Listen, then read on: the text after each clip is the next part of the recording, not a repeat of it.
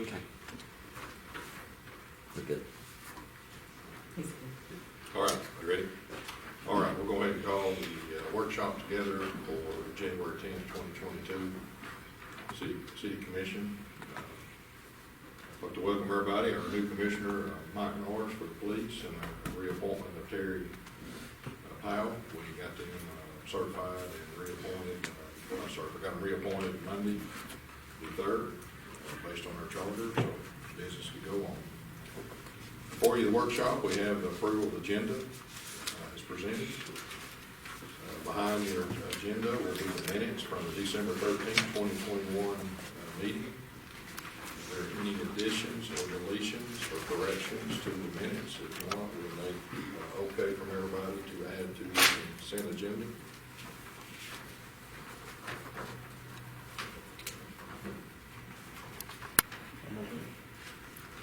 Sure.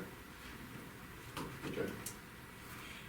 Board appointments and proclamations, we have 2 sets of boards to be appointed. I'll turn this over to Ansel Smith. You can see what's listed as a reappointment to the planning commission boards and the appeals boards for zoning. Yeah, every year we just need to reappoint our planning board and our appeals board. So the planning board is Daniel Case, Cody Doyle,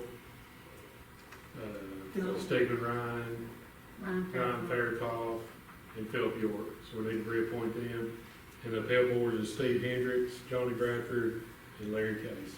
I know the last 2 we just did, but we want to get them on the same cycle and reappoint. So these are just annual things? Yeah, we just need to reappoint them every year, as long as they want to continue to be on it.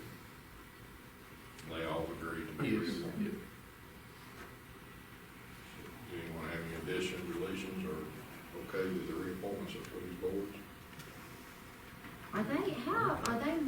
Do they just meet sporadic whenever they need? Yeah, if something comes up in the planning, like I go out and see something, they want a variance on the property or something, I go before them and they talk about it, and for some reason they don't like that decision and they appeal it, then that'll go to the other board. So I mean, they can meet 5 times a year, they can only meet once a year, or they may not meet none, so it's just kind of. Well, there wouldn't be a problem with us going to those meetings too, would it? No, I send it, that's one I send out on the email we send out, letting you know when they are. Terry and Lucretia's come to a couple, so it goes out to the paper and everything, so, yeah. Like if a building and somebody wants a variance to get Yeah. closer or change or anything, kind of what we done with the I hotel. had my head in the sand because I didn't know. Well, the hotel and motel thing that we went through, you know, that's what Yeah. that board's for. Oh, yeah, I know what they're Yeah. for, and I've talked to them several times. I just wasn't exactly sure how to find out when the meetings were. Yeah, it So I has to would be, like to. it's just like a legal meeting here, it has to be so many days before the public. Everybody okay with reappointment to these members? Yes. Okay. Splash capital thing, Terry, you can give us an update on your city parks. Having a terrible time getting people to quote. We'll call them, they'll say they'll come, but they never do show up. So as far as tonight, I don't have the quotes to bring before the board, so I don't have anything. Well, just like you said, we'll keep it going so we can update the commission and the public when these things get done and reviewed, so we can keep it up. That's the reason I just kept it on there. Alrighty, item 5, we've heard a lot of stuff on sewer, and we've had some industrial business come to us about waste, and we have to come up with a industrial rate. So I'm going to let Dwayne talk about it, and then we've got some examples that we want you to review and get familiar with, and then this is just informational to you, what our plan will be and what we're going to have to do to our utility ordinance of the city. We've had a industrial complex come to us about wanting to discharge some waste that's actually outside of our sewer use ordinance, our current sewer use ordinance, or limited discharges. And we approached the state originally to see if they needed to get a permit through them, and basically they don't discharge enough volume to qualify for that. So it basically falls back to us to be able to govern it, to say what they can and can't do. So we've looked at several different communities and stuff around what they've got as far as industrial limitations and things. And we approached Walker County, and Mr. Wally Meeks over at the Walker County Sewer Authority gave us what they use as a guideline for industrial waste. And it's basically just a rate structure based on how strong the loading is of the pollutant that they're wanting to discharge. And the stronger the waste is, the more is entailed for the wastewater department to take out, the more money it costs. So he's kind of put us on the right track toward how to do some preliminary figures and stuff on what it costs us to remove these wastes so that we can adopt a rate structure for these industries. And probably be on a tier basis. We're working with our engineer right now currently to figure out some limitations as far as what the maximum strength of these wastes would be. Looking at our plant, doing a little bit of studying on that to try to figure out the right route to go. But basically, if we can, we're going to have to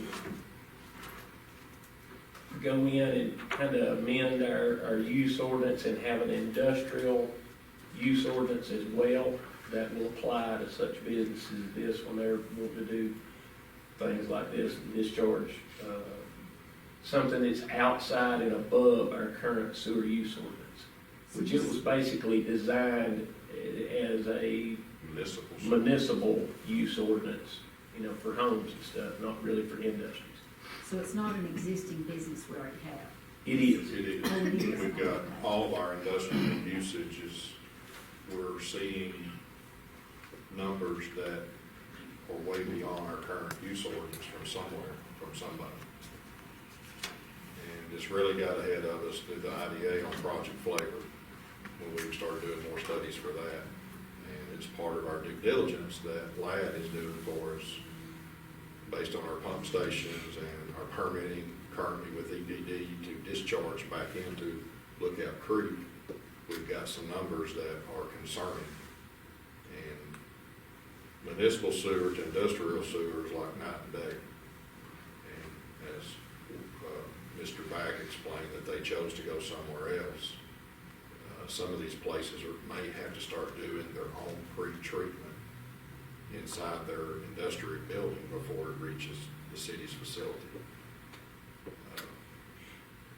And Trenton Pressing being the one that Dwayne has talked to us for the last year and a half, almost nearly 2 years, the results come back from the state, which because of their volume being so low, below the threshold, but it overextends. Behind your agenda is also the utility ordinance in here. In section 5 is the discharge restriction use of sewers. That's the current levels that we've got. That some are over, and we're over that, we've got to have an industrial rate. We can't harm the sewer where we can't take on another subdivision or more houses inside the city. If we do that, that's defeating what we're trying to do. Our sewer was built for growth in municipality, not industrial. But industrial can still come in, but there's going to be some very stringent pre-treatment processing before it can allow to come into the sewer system. Also, part of this industrial thing is we have to start metering some of these higher usage, which would impact the fee that they're actually charging for. We have some industries that's using 500,000 plus gallons a month. That's coming back into us. And so. Okay, am I under, so they're not really, they're not asking for more? I mean, are they asking for more? We don't. Or we just have started monitoring it and we know they're using more than they should? Well, again, we'll go back to when we started doing the stuff with Project Flavor, and we were pulling different samples, we found some stuff that's over the limits of what we have. To try to find that is tough, because we got so many lines coming in. Same time, Trenton Pressing's getting permits for industrial waste. We don't have a tier pricing for industrial waste in our current utility ordinance. So we have to allow certain limits to come in so it don't drive our numbers up so high where we can't add 5 more homes on in the city, is what I'm saying. Yeah, but I'm just trying to understand now, are they asking for more? No, No. we have no way to charge them right now. Okay, we're just trying to monitor what they're using right now so that we can charge Well, accurately. they've actually got a waste that they are contracting an environmental company to dispose of right Oh, okay. now at a real high fee. And they want us to do it now. And they're wanting it to be able to discharge it into the sewer system. So it is, so they are asking for more then.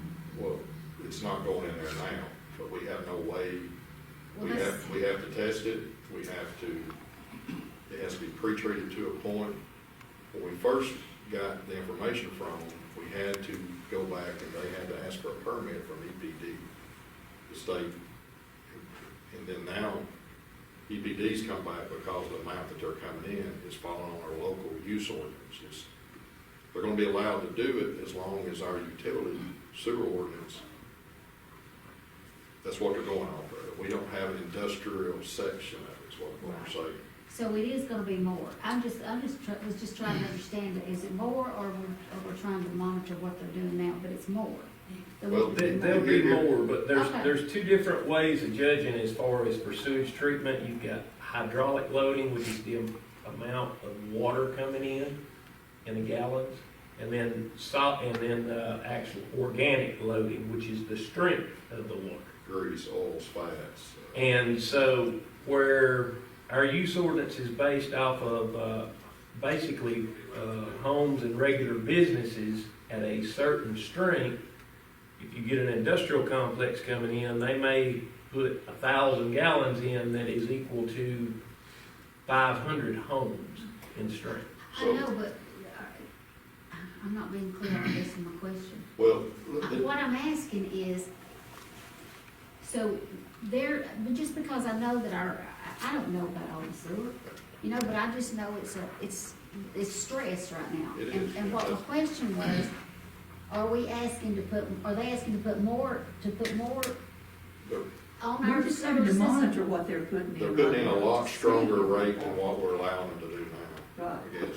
So they're already putting it in, we're just trying to No, get a handle on it, right? All right, from understanding what you're trying to get at, they're asking to put this in. They're not currently putting it. Okay, well, that's what I want to know. Is it more on our, that's all, hey. But here's the thing, the strength of it is what we gotta tell them what they, Question for all you went for. Well, I thought it was. well, for I just them, want to know what time it is. You don't have to tell me how to build a clock. okay, well, they're averaging about 125 to 150,000 gallons a month. On our current rating, we turn around and take that 150,000 and they pay the sewer rate that we just done. They take that water also and they put it in their tumbling system that cleans all those parts. They don't know how much that is unless it's metered on their side. So if they're using 150,000 gallons and they take 75,000 gallons out through there and they turn around and run it through that system and then dump it back into us for the same industrial, for the same municipal or the business rate, it's costing us 4 times more to treat that 75,000 gallons. So we're asking for the industrial side to have that higher tier rate for industrial waste that meets the certain Yeah. milligrams per liter to the things that will be, that 75,000 gallons that it comes through and it's through that filtering system, we have to have a sewer meter. And we work with our engineers, met with a few companies that would also work with our SCADA and also allow testing. And we do have a small section in the utility ordinance for industrial, but it's just, there's no tier rate for it. But again, Yeah, and I wasn't asking about the money or the rate. I was just wanting to know if it was more. And then my next question was, do you feel comfortable with our system handling it? that's why we have that, we're asking the engineer that now, we don't. feel comfortable yet until he tells us. Oh, okay. So that's what we're saying is that yes, we do to a point, but there's gonna have to be a level of pre-treatment. Most industries are gonna have to give us samples of what they got. And if it's way too strong, as Project Flavor was, Project Flavor is gonna give us 15 times the city every day. You take your current city at one day, it was gonna dump 15 times the city of Trenton on us at one day. That's a lot. We can't handle that. So that's what we're trying to, that's why we went back 6 years ago to hire an engineer. That's what we're currently working with. We just want to get this thing here to look for, y'all start looking at what industrial fees and percents and stuff like that is. We'll have something like this added to the utility ordinance. We're just getting you ahead of it to get informed on it so we don't, that you're not. Oh, I think they should, I mean, I think that the people that are actually using it should pay for it instead of making everybody. Well, you don't want to hurt your system where you don't allow any more growth in your city. And that's one of the things we asked is, back when Commissioner Henry is, how much more can we go? The sewer plant was deregulated when Shaw left to 950,000 gallons a day. The plant is designed for 1 million. Yeah, 1.2 million. Is what it can be permitted to, but more gallons requires more tests, more money, things like that. So we've got to have an industrial rate, and it just opened our eyes really large when that project came in. But also working with Trenton Pressing before they come in, we're just getting to that point where we're going to have to look at this ordinance. We're going to have to add a big industrial section in there that this metering thing that we need, so they, again, the only way we can regulate is how much water is metered into their facility and what they do inside of it to add chemicals and what they wash, the oils, the greases, the fats. If they keep adding stuff to it, we've got to monitor it coming back out. So this monitoring system and the meters, $5,500 to $6,000. So there's things like that that would be impacted on that business to drop that. Also have their third-party testing and allow us to test to make sure the numbers are right. So that's, it's a pretty long process that we're jumping through. We just want to get you ahead of it and start looking at it. Dwayne, would you be the one monitoring that income from the? Yes. The income. What we've looked at before, this system that Alex described, we can hook it up to a SCADA system that will actually report to our server down at the plant how much water's coming through. So we'll have a record of it. And then we will do spot testing every so often, just to monitor the strength of that water coming out. Yeah, right now, every pump station, but we're looking at some other things that we're gonna bring back to y'all later, because we're still working on the MOU with the Dade County Water and Sewer for the South End extension. There's nothing on paper between us. But that was one of the things is asked is how much more, Commissioner Henry, former Commissioner Henry, will know how much more the pump station at George Power and Cedar Lane, how much more could it handle? Because it's science, so that's one of the things we hired them to do. And with SCADA, we took a month, 2 different months. We took wet days, dry days, and it's astonishing how many days that we can see what every pump's doing, what the system's doing in that SCADA system now. Again, it would be working with the water authority to say what those readings are at the end of the month. We'd have to give that to them to charge them that industrial rate. So if they used 150,000 gallons of water, and 75 went in industrial, they charge them 75 for regular sewer rate and another 75 for the industrial rate for the waste or more waste. So that's some things we'll have to work on as well. So that's just more information before we get you up to date. Please look at your utility ordinance. This is the industrial report, industrial surcharge, pre-treatment thing that Lafayette's got that he was talking about with Walker County. We will have something similar to this, but with different schemes, charges, and rates of the different chemicals that will go in. It talks about BLDs, CLDs, all that terminology is on page 1, number 1 through 6 there. Phosphorus, sulfates, oil and grease, suspended solids, and chemical oxidation. That's what a lot of these you'll see in your ordinance. That's what those definitions are. They've done a good job explaining it in this, so that's why we used it for y'all to reference.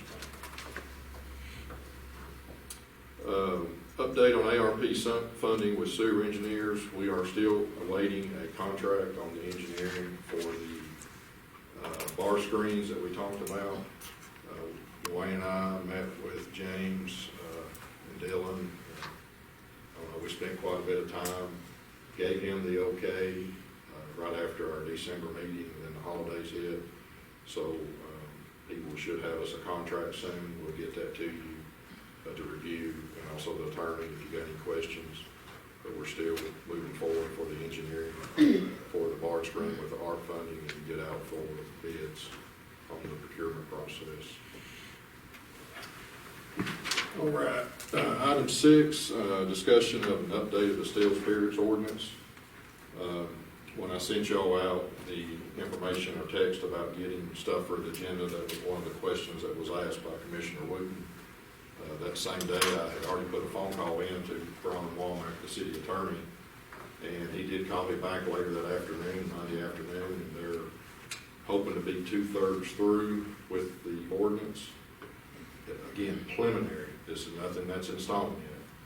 What he did ask when me and Rosanna was talking to him is what you've got here, this 41 or 42 updated 41-page document. This is all the state laws that is going to have to be in that ordinance. And to look over and review it. There's a lot of good things in here that help answer some questions. GMA put this out in December, 2020 of October. He said, when we asked him if there's something to review, he recommended this for y'all. So please take some time to look at this. But some of the questions I think I sent back in that text, and I didn't get much back, but I just want to review it again, is that, this is all your state requirements. Some of the things that it also states in here in each one of these sections is there's also some additional things that the city can do. And one of the things that we need to consider is what zoning locations do we want these at? Which also goes into lot sizes, building sizes, conditions of new and or older buildings to be retro, and the number of these buildings we would allow inside the city. And and we're getting a lot of questions, and I know we all are too. We're getting calls, we're getting visits every day. There's no pre-application. Ron's working on that. But do we want it a standalone store, or do we want it with other businesses that's there now? And also, how many? That's what I said, the number of the stores inside the city. Oh, I'm sorry. You didn't say I that. said, what zoning and locations we want them in based on our zone. Which we like the BR2, BR3. Well, that's business residential. Do you want just your business zones? But that's what we're talking about. Yes, your zonings, yes. Which is that too, is your lot sizes. How big do you want them? There's setbacks to that, which could be also set what size of a building will be required. Then if you want a brand new building, do we want a brand new building, or are we going to allow an existing building to be retro? And some type of improvement plan to make sure the building stays new and conditioned and looking good. And is it going to be a standalone store? Can it be a store that just sells the distilled spirits for package, or is it a convenience store as well? That's some of the things that this commission has got to make some decisions on.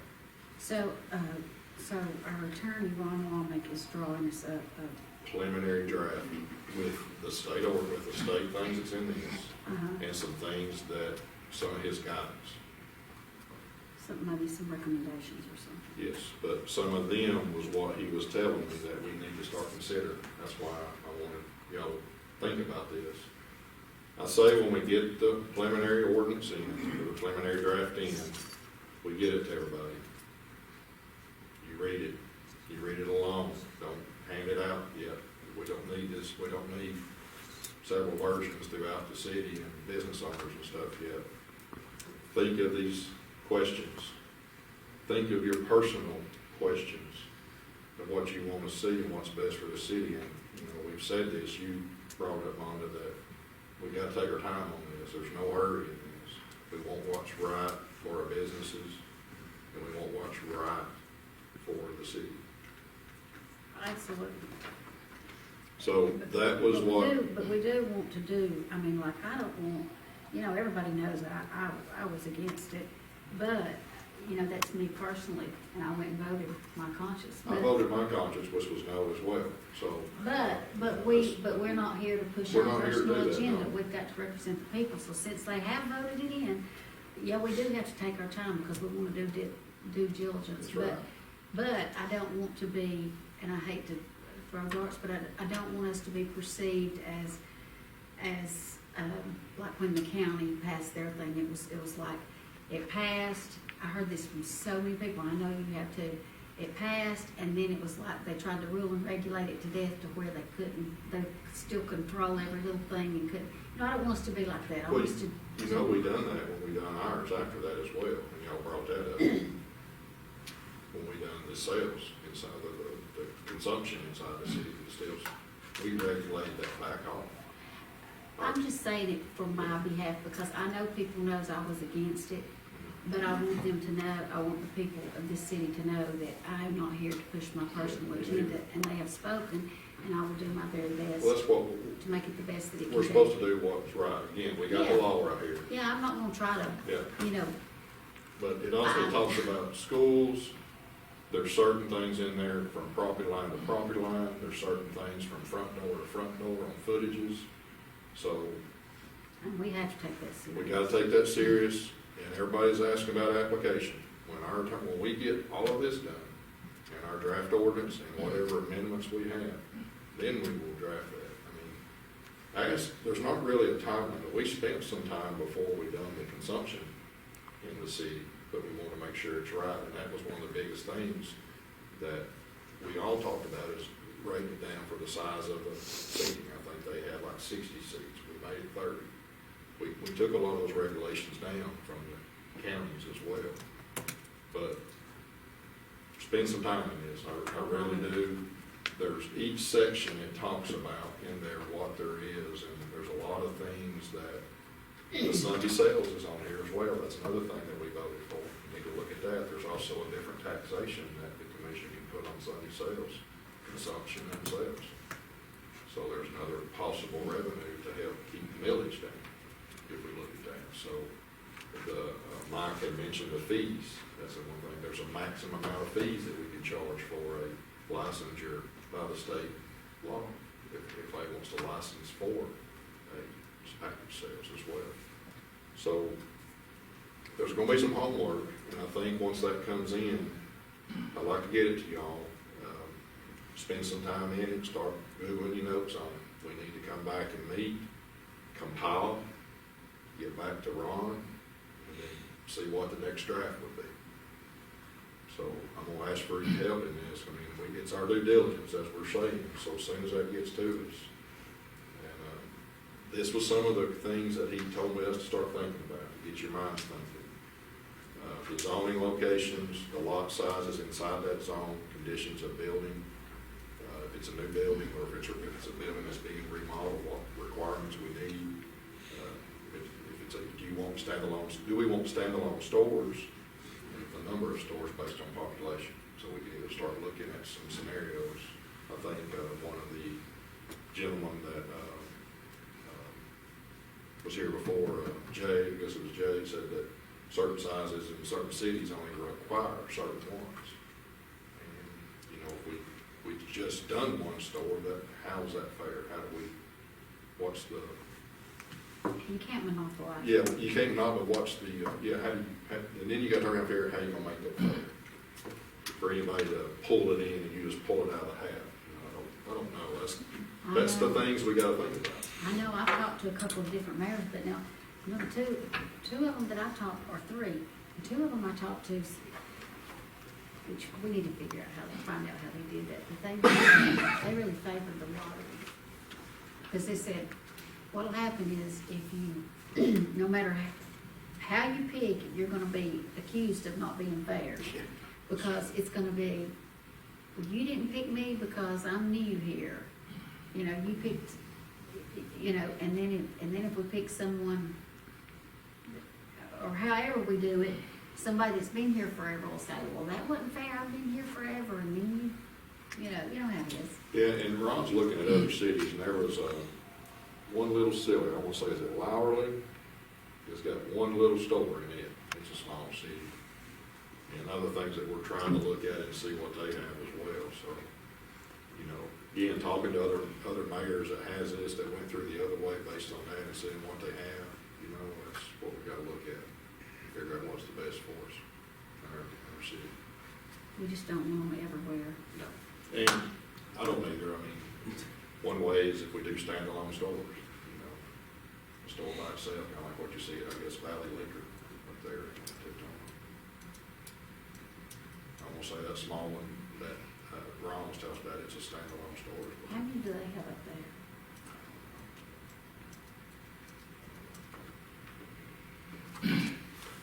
So, think about your questions. Jot on this or highlight. I've got my other one highlighted to death. The questions that's come up to me. I was really looking at, you know, all our schools. Again, it's property to property, I believe, on schools, and I also want to say places of worship and other things was doorstep to doorstep as you could walk or drive, things like that. So, again, spend your time in it, due diligence, make your notes. When he gets that to us, I spoke to him this afternoon just to see if something was closed. He said hopefully by this week. But again, he really recommended that when it stays between the administration right here, don't let no copies out, because then, you know, I know. that's what you're elected to do, and we need to do our homework. And if we do set up a workshop, then we could come in with that in the workshop and open meeting and start talking about some of those. Compile the list and get back to Ron would be the best way to do it. Unless y'all feel different about it. Workshop, just commissioners. Just the commission, but it's still gotta be open to the public. We can't do closed doors. But it'll be a workshop that we can just talk about it from your notes. We can put the list on, compile our questions on the draft. We can either note them in red real quick as we do it electronically, and then send it to them, and then get some answers back, and they have to call another work session. Just to see where you are, just get the information back to everybody what it is. So just be watching by your text and emails. I usually text you, say, check your email, so we can get working on that. Yeah, I would like to talk to some people that's already done it and see what was positive they did about it, and then what was, they feel like they should have done different. All right. If anything. All righty, that's all we have on the work session. Y'all want to go right into our meeting? Go ahead. That was a part of the work session, but I've asked Officer Craig, bring you line up here, show you out. You can do that in your department report if you like. That's fine, that's my first time, you know. That's all right. That's why you're got so. All right, let's just go straight into it. Y'all good with that? Yeah. All right, we're going to call the regular meeting, January 10th, the city commission meeting together. This time we'll go in for prayer. Let's see if we're ready here, and we're going to pledge allegiance. Let's all pray. Dear Father, we thank you for this day, and thank you for these commissioners in this city, our employees, our taxpayers, our visitors, and everybody's here today.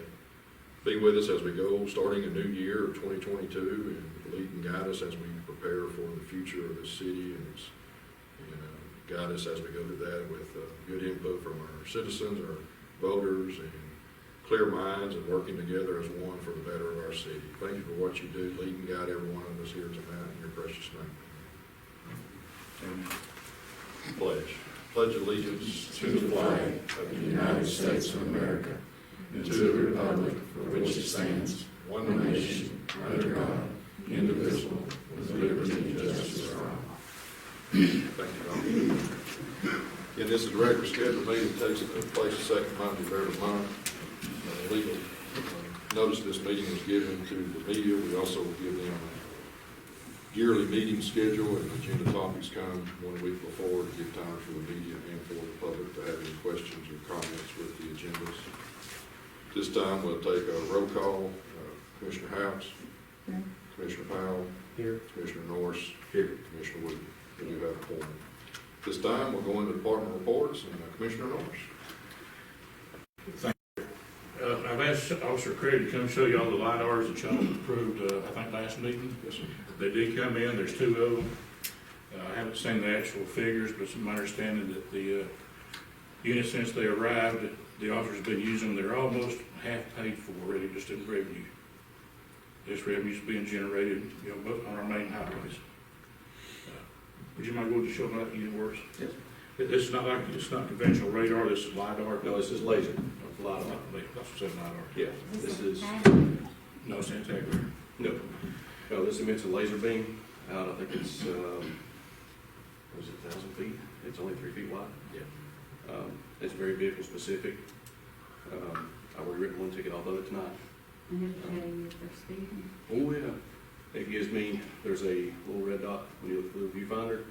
I can point at any specific vehicle, pull the trigger, and after a few seconds, however long it takes that beam to get back, a good steady beam, an accurate beam, it gives me the speed and the distance that vehicle's at when I clocked it. Because, like I say, it's already gone. The one I rode was out here on Main Street, North Main, in the area of the old Shaw plant, 65 miles an hour, and I hit him at 1,611 feet. But there's really not much way you can argue with that. And that's 45. 45 zone, right? 45 zone. But that's all it does is speeding, it's not Yes, actually Yes, accurate. No, they do have models that can take pictures of the vehicle that you're clocking, but it's not tag reader. It's just for speed. This is, the brand of this is Dragon Eye, but it was actually labeled Laser Ally for the camera system that we used to use. The same company. I've used these before at another agency and they work great. And like Commissioner Norris said, I haven't seen the numbers yet, but from what the chief was telling me, one of them was already just about paid for in revenue. So it shouldn't take long to pay for the, we have 2 of them, yes, of this brand. Cost $3,200 in there for the 2 of them. Somewhere in that neighborhood, yeah. It's not like a regular radar. Regular radar transmits a radar frequency out. It bounces off an object and then tells the operator the speed of that target. This is a lot more accurate. This is a lot more accurate than that. The officer's using a regular radar, which I used them for 30-something years. They're accurate if you know how to operate. These, there's no doubt. Because you're actually aiming at the target, it's like aiming a rifle right down that beam. And when he pulls that trigger, just in a matter of seconds, it's going to tell him how fast he was running and how far away you was. So there's no doubt that they're going to get the right car. There was no complaining court about it, because your call's your call. But those are good units, they're nice units. I had the privilege back in the store with the county many years ago. I had the first one that the county had, and it was just unbelievable how well they do work. So, but I think that was a good purchase on y'all's part in December. And I know we're not here to raise revenue by writing tickets. Matter of fact, I discourage that. But 65 and 45, that's just a little bit much. A little bit too fast. A little bit too fast. And so I'll be expecting my officers to write those type tickets like they, if we're doing, 56 and a 45, they might look over that a little bit, but by law, they have to give them 10 miles an hour to start with before they can ride anyway. That's by law. Well, maybe if word gets out, maybe it's slow. But it will get out, because they're going to already You know what I'm have. saying? I mean, that's the idea, everybody's right. Yeah, well, this coming week, our chief's out sick, so, but this coming week, we're gonna have a meeting, and we're gonna, I want these in neighborhoods too. So I've got some complaints in the neighborhood, cars, it's 25, 35 zones, they're good, 45, 55. It's not safe, so we're gonna slow them down neighborhoods, that's what these are for. Like I said, conventional radar, you gotta have a 500-foot radius on conventional radar just to get a good reading. These, you don't have to have that. There's still issues about writing the tickets in the 10-mile-an-hour window. But they may not be able to write you a ticket for actually speeding. They can write you for too fast for conditions. Okay. So you don't have to be a speeding ticket. They write you to be too fast for conditions, which carries the same weight as a speeding ticket. But not the points. Well, against their life. That's right. When y'all voted on last time, I was proud to hear y'all voted against the are a good tool. So I sure appreciate you bringing that in and showing it to us. Is this what's bringing anything else we can talk about? You got your report under your tab 4 right there. If I do that, We show that one. No. Well, we went over that. Somebody's kind enough to make your report. I think our Senate done that. They don't make me one Don't do it. make you one. Well, his department. Yeah, your department, His police department. department. Police department does that for us. She wouldn't go by if they did. Well, I hadn't looked at this, we'll just have to wing it. It says they answered 286 calls for service during the month of December, conducted 1,002 business checks, had 4 animal complaints, responded to 9 domestic calls, 10 trespassing calls, 31 suspicious activity calls, and worked 12 traffic accidents. 112 traffic stops were made, resulting in 66 citations. They were 5 speeding, 7 driver's license violations, 5 vehicle registration violations, 1 theft by shoplifting, 1 insurance violation, 1 unsecured load, 2 commercial vehicle violations, 1 federal law accident with damage. I would say that was that's right, fair to report accident with damage. Then 1 too fast for conditions, 24 seatbelt violations, 4 disorderly conducts, 1 obstruction of law enforcement officer, 3 falling too close, 9 hands-free law violation, that means talking on your cell phones, and 1 window tint violation. And of course, probably next month you'll see the speeding has went up. So. And that's what that says. Now then, this is not mine, this is somebody else. I think it says community center was rented. No. That's what I don't think it's mine. That's the one they did for Terry. Oh, that's Terry gets one thing? Hey, just look at the bottom Ronnie of that. does Terry's. Yeah, then at the bottom of that, it gives your collections for December and your total for. Okay. All right, it says collection and fines for December was $21,772.60. Fines collected to date for 2021 was $194,942.38. That's a pretty good chunk of money right there. Yeah, and I will echo the end of the year, the city, Trenton Police Department answered over 18,000 calls for services. That's including everything that they're dispatched to, plus their business checks. That's something they really strived on and worked hard, and they do it every night when I go and look. I see all the businesses in the city that they go and check, and that ensures that they're checking and doing. I hate him, they check them, let me tell you. This last month, we was called up 3 times. Going locked. We had to walk the whole Shaw building and my building. I mean, if you leave a door unlocked, they're gonna find it. That's what you're supposed to do. Or any hole, somebody crawl in, they're gonna find it. So, and the system, if somebody ever questions the patrol, and that's resources that, the officers have to face today, the same way the chain awareness body camera and other things they have to test. It dates them when they're there, how long they're there, GPS is when they're there, they know they're there. There's no questions when they, those 1,002 checks in a month, they were sitting at these points in the city, so kudos to the men, what they do. Yeah, they do a good job. I just remember that from my year end. I probably should have, I'll get that sent out. We're still trying to finalize the year end, but I remember a little over 18,000 calls they done for service. And they, there's, like I said, their system checks and balances. Their computers in their cars got the GPS tracking location stuff on them. Therefore, the dispatcher, whoever's got access to that, can tell where they stayed at and for how long. And, they stay at your business for 45 minutes, and it's going to show that.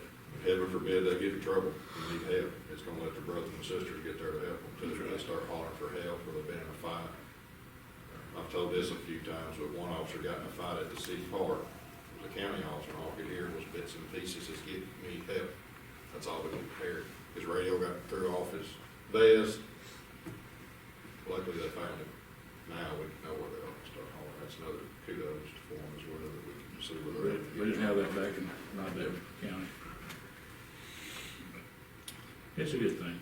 All right. Anyway, I guess that's all I'm supposed to say. All right, thank you, Commissioner. Parks and Recreation, Commissioner Powell.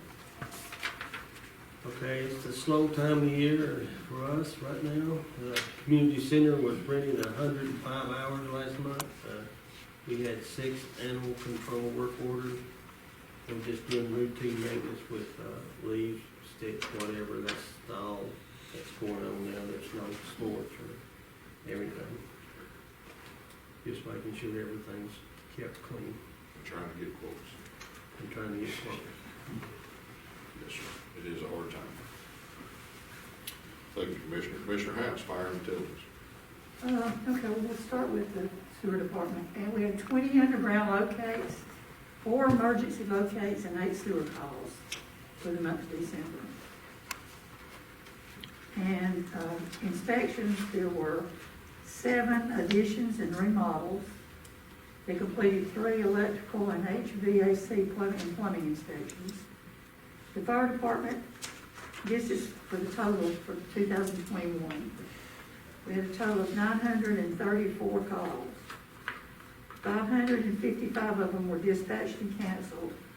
There were 74 fire-related, 60 accidents, 64 medical calls, and 181 standbys. And that's it. All right, Streets, Commissioner Wood. We took our Christmas lights up, cleaned valves, did a lot of resets, and hey, and I want to commend the guys. They were really out. They got those roads. You notice those roads were ready to go that next morning. Yeah. So Timmy and Chad was out, you know, in the middle of the night. Yeah, we call them. And just, I know, but they answered. That's what we pay them to do. I know, but you know, we've had problems. Way back when. We call you if it doesn't. But I do want to mention this. Our little department got the best in parade winner. It was,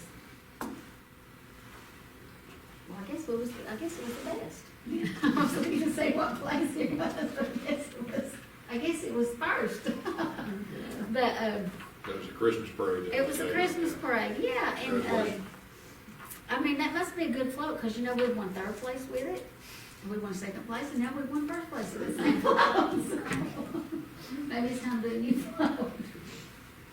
But we have fun with that every year. We do. All right. Hey, and I won't let them do a new float, you know why? Because it costs money. Money. And the first one we did, I got a couple of sponsors. So, try not to waste taxpayer money. There you go. All righty, thank you. Mayor's report, again, we've been meeting with Ladd Engineering, with Commissioner Howitz and Dwayne, Dylan, with the sewer. We've been really busy with that. That seems to be one of our top things, and getting things submitted in. We're going to be real busy once the stuff starts coming back in on this ARP funding to get out procurements following federal guidelines. There's also been another current release to the final rule that GMA and ACCG are running webinars on. If you want any of the updates on the current ARP funding and any regulations, please go to GMA's website.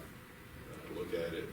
There'll be webinar. There'll be I think they do it on Monday, Tuesday, and Thursday, and a lot of that's replayed back, so you can go back and look at it. It's a large document. They hit the highlights based on the infrastructure, which we're working on sewer infrastructure, so be working with that.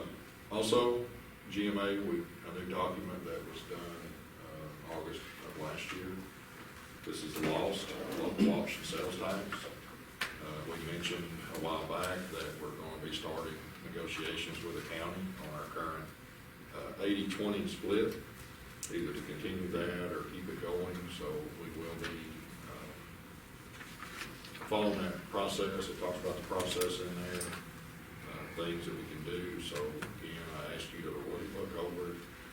Again, this is something that we get. It's a major part of our revenue income for keep millage down.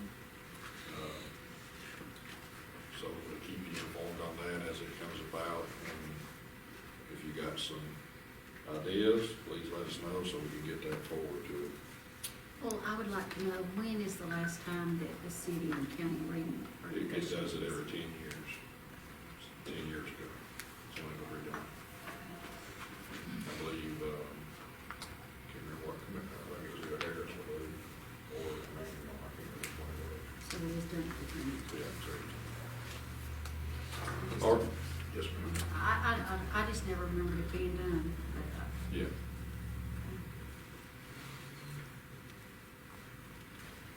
We'll start in financials. If you turn to tab 2, the orange tab, we're going to step through the bank statements. And this will also be our preliminary year-end 2021 numbers.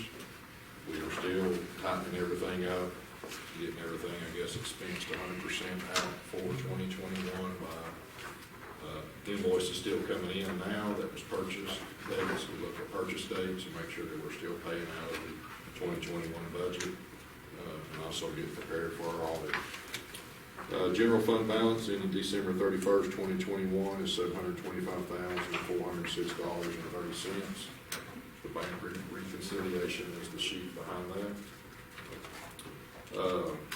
December revenues or December on the regular budget.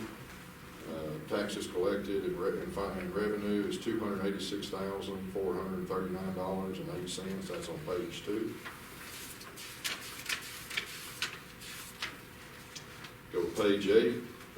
Expenses for the month of December is $155,774.37. And this is the one you really need to take some time and look at for every department. This is January to December 21st. Again, this is preliminary. As we said, we still have other items coming in. If you go to page 3, 3/4 of the way down where it says gross profit or gross revenue collected for 12 months is $2,267,424.25. We anticipated a budget of $1,850,441.00. So we had an additional $416,983.25 collected. Go to the very back end of that will be the total expenses, which should be page 10. Total expenses for 12 months is $2,115,412.44. And the difference between budgeted and expenses went up $264,971.44. The next fund, what is that next fund? Is that It's our savings. It's our savings account. This is reports quarterly, so currently in our savings account is $127,020.41. And we're all sitting here thinking with all this extra coming in and what we've done as taxes have went up, things have changed. And a lot of these budgets, these revenue budgets for lost and other revenues is based on sales, and we can never anticipate that. We anticipate it safe to be some, but still our fund balance is well below where it needs to be. So once the final audit is in and where we are, we will make a recommendation that we move a good bit of money into fund balance. We need to have 3 or 4 months sitting there in case we don't have anything coming in to run this city. If you look back on what the end of December, it costs us $155,000 to run 1 month of the city. We don't have that. So we've got to start putting back more into our fund balance. So that's going to be one of the recommendations once our audit's done where we are to move some funds back into savings. The next is our, what is this one? The art. This is our fund. We didn't look at it right. $401,712.38. Next is our city sewer fund, $94,596.60. Your bank reconciliation follows. Sewer fund charge for services of rate was $44,058.78 for the month of December. And expenses for the month of December is $44,957.01. So we were down $898 to break even that month. got some of the expenses that hit us and emergencies and issues that we don't know, is why we're still really watching. And when we're talking about industrial rates and things, that's why we gotta get it, because we can't continue to keep moving below that. Year-to-date, January to December 2021, page 1, charge for services for the 12 months of 21 is $448,960.77. We budgeted $414,000 even, the difference of $34,967. Expenses through 12 months of 2021 is $416,847.13, for the difference of $2,847. So we went good for the year of sewer of $32,113. Right now, the hotel motel fund is $108,525.39. The reconciliation follows that. Trenton Police Department special fund is $2,484.30. Reconciliation follows. Trenton Fire Department fund is $1,047.78. Reconciliation follows. 2015 splosh fund currently is $94,688.54. Reconciliation follows, and the breakdown list follows behind that. That'll be my report, and the financials for the city for the end of December and for the year-end preliminary. Do we have a motion for the financials as read? I'll make a motion. Motion by Commissioner Wooten, second by Commissioner Miles. Is there any other discussion? None, all in favor say aye. Opposed, motion carries. All right, we get down to appearances. Ms. Tracy, USA, Ms. Eloise, or Ms. Jones? I know that Ms. Gass has been coordinating with the school systems locally to plant some flowering trees on their campuses.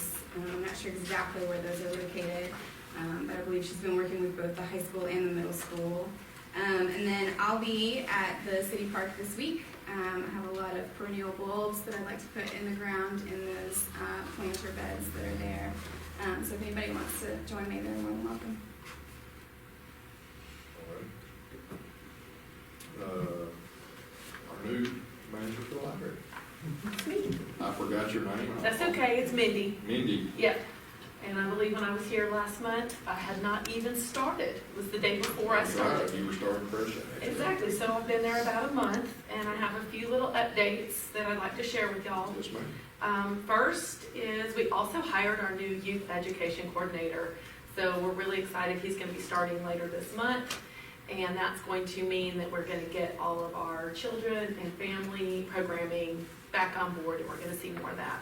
Can we ask who it is? His name is Spencer Pennington, and he actually had started working with the regional branch. We got a grant to do a pop-up library system for the Cherokee Regional Branch, and they hired Spencer to be the pop-up coordinator.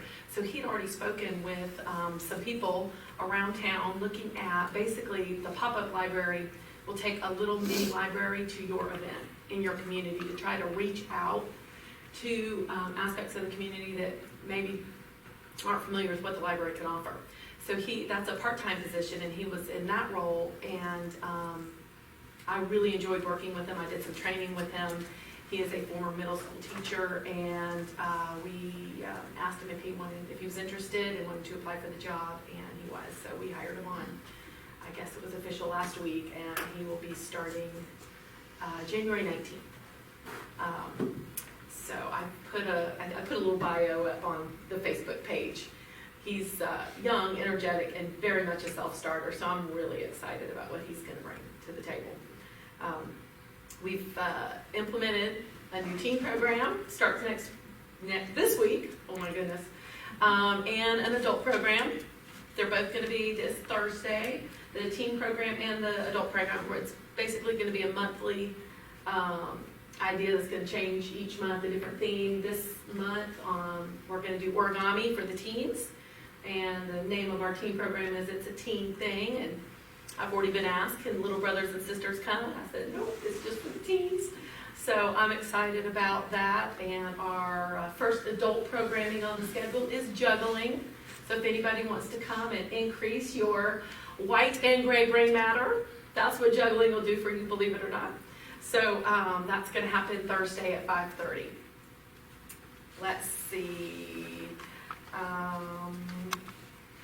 I have several different ideas going. Spencer and I are going to be working together on the children and the teen programming. I will be developing most of the adult programming. I also have some ideas on more adult programming. One that I'm really excited about is Discover Dade, the trail systems in and around Dade County, which I'm an avid trail runner. I love what we have to offer here.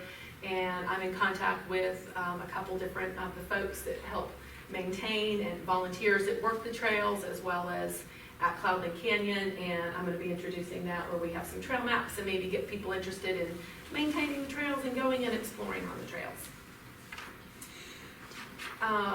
Community engagement, we have our first big community engagement program called Primetime Family. It is a literacy program to try to bring families that don't have a relationship with the library, that are underserved, into the library.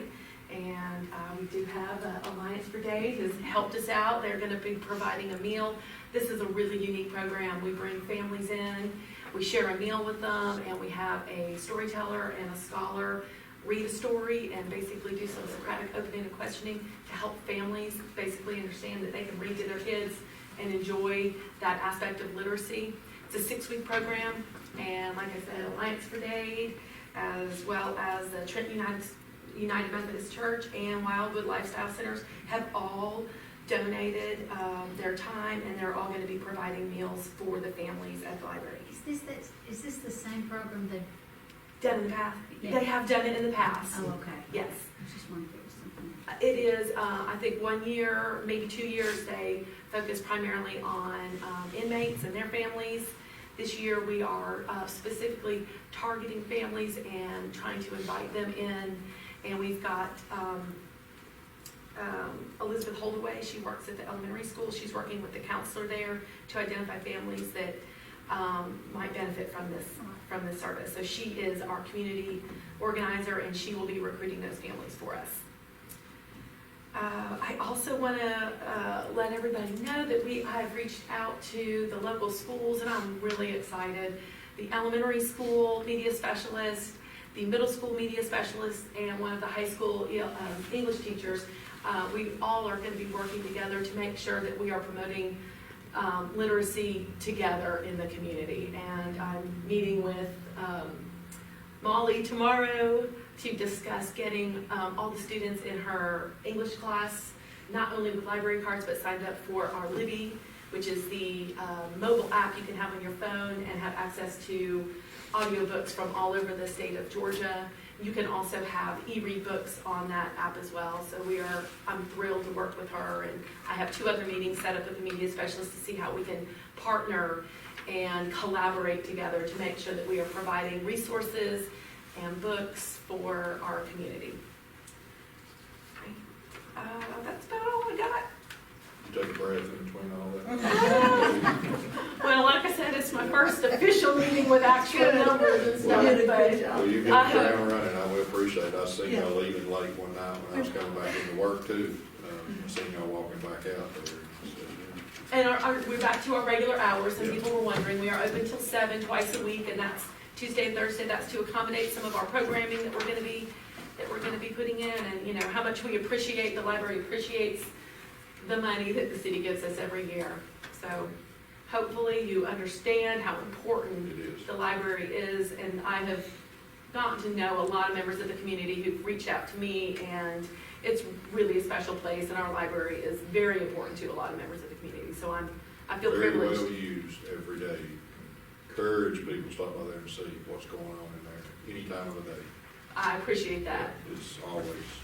And we're always willing to help. We have a myriad of services that we can provide, and it's not always just checking out books. It's a lot of different stuff. So. Good quiet rooms back there to the left. Yes, sir. I was helping several young men get their resumes. They were working on resumes and printing them out, and a lot of excitement. Yeah. My daughter used them a lot during her college years. Oh, Just a good excellent. quiet room. Thank you so much. Thank you. Ms. Jane Dixon, Alliance for Day. Well, I love the fact that she shared with you all things that are happening that the citizens in the community are taking part in. That, we put a lot of money into infrastructure and things in this county and this city, and it's really nice to know that people are using these. I told her when she first came, the library was one of the most important places to this community. It really is, and it's used. I want to share something just a minute first with one of our investors. One of our investors in the Alliance for Day is the Optimist Club. And I wanted to let you know two things that are happening right now that's really connected to what she said. We just finished what's called the Optimus Essay Contest. It is a scholarship program where the #1 essay winner will receive a scholarship. They have to go through their local club, then go to the district, just like any other competition, then go to the international level, and a person will receive a very nice scholarship for the essay contest. I want you all to know that every one of our schools, 4th and 5th grades, wrote essays. In the 6th, 7th, and 8th grade, they all wrote essays. And then the high school students wrote essays. They're given a topic, they're given a set of rules, how they have to compile their essay, what generally the direction they need to go. It needs to be personal, can't talk about themselves, but it needs to be about the world that they're thinking about with optimism in it. And we have just now gotten all of them in, and we're getting ready to read them. In fact, Tuesday we will be reading all of the essays. That's what we do. We read them all, and we have to pick the #1 essay. It could be a high school student, it could be a 4th grader. So what we do, we'll read those, and then that essay winner will be sent on to the next level, which is the zone meeting, and then, excuse me, then the district, and then another meeting that they will go to where they will share. So it's a really exciting thing that they do, and we've had excellent participation from all of the Dade County schools. Then we are also right now in the process, the students are working on what's called their Oratorical Competition. They learn how to collect their thoughts, put them in words, and then speak. It is an oratorical performance where they read their speech that they have written. This county always is represented in the district, which is a very big honor for us because we compete against Chattanooga. You think about that. Our little schools are competing against kids in some of the Hamilton County schools. Okay, so they really do a good job. And that competition will happen in February. So I'll try to remember to bring you all up to date as that happens and let you all also know who wins. I've never done that before, but I think that they are an investor. The Optimist Club is with the Alliance for Day. That's something that we can share with you all. Now, strictly just from the Alliance, one of the things I wanted to let you know about, because as many of y'all know, before I ran for public office twice. I didn't win either time. But the point was, what did I learn, and who and how did I find that people can be very valuable to you if you want to be in a service mode in a public service position? Well, with that, I found that if you get out there and you really are honest and you meet people, they don't forget sometimes. Now, they may remember that they don't want to vote for you, but they might also remember, wait a minute, I really might. And if they don't know anybody on the ballot and they just happen to remember your name, they may vote for you. So I think it is very important for the Alliance to be able to offer you all, because you all are investors with us.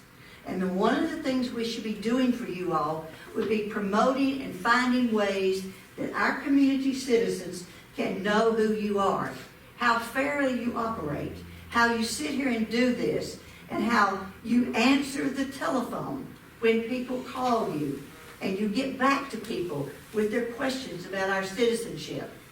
Well, what we will be doing with this is, this next few weeks, and I'm just surprised that there's so many, but we have new businesses in our community. And we want you all to know about them. We want you to know who they are, where they came from, what they're doing, what are they selling. Do they even know what you look like when you walk down the street, Terry? Do they even know that that's their commissioner in the city where their business resides? So I want you to jot these down. They should have come across to you on your email this morning, okay, because you're a member of the Alliance. But let me tell you, we're going to be doing more ribbon cuttings for these new businesses. And I'm going to tell you, this coming Wednesday is the 12th. We'll be doing 2 of those. And if I was you, advice to you would be show up. Meet the business owner. Ask them who they are. Where'd they come from? What are they doing? Why did this McBride lady buy the bookstore?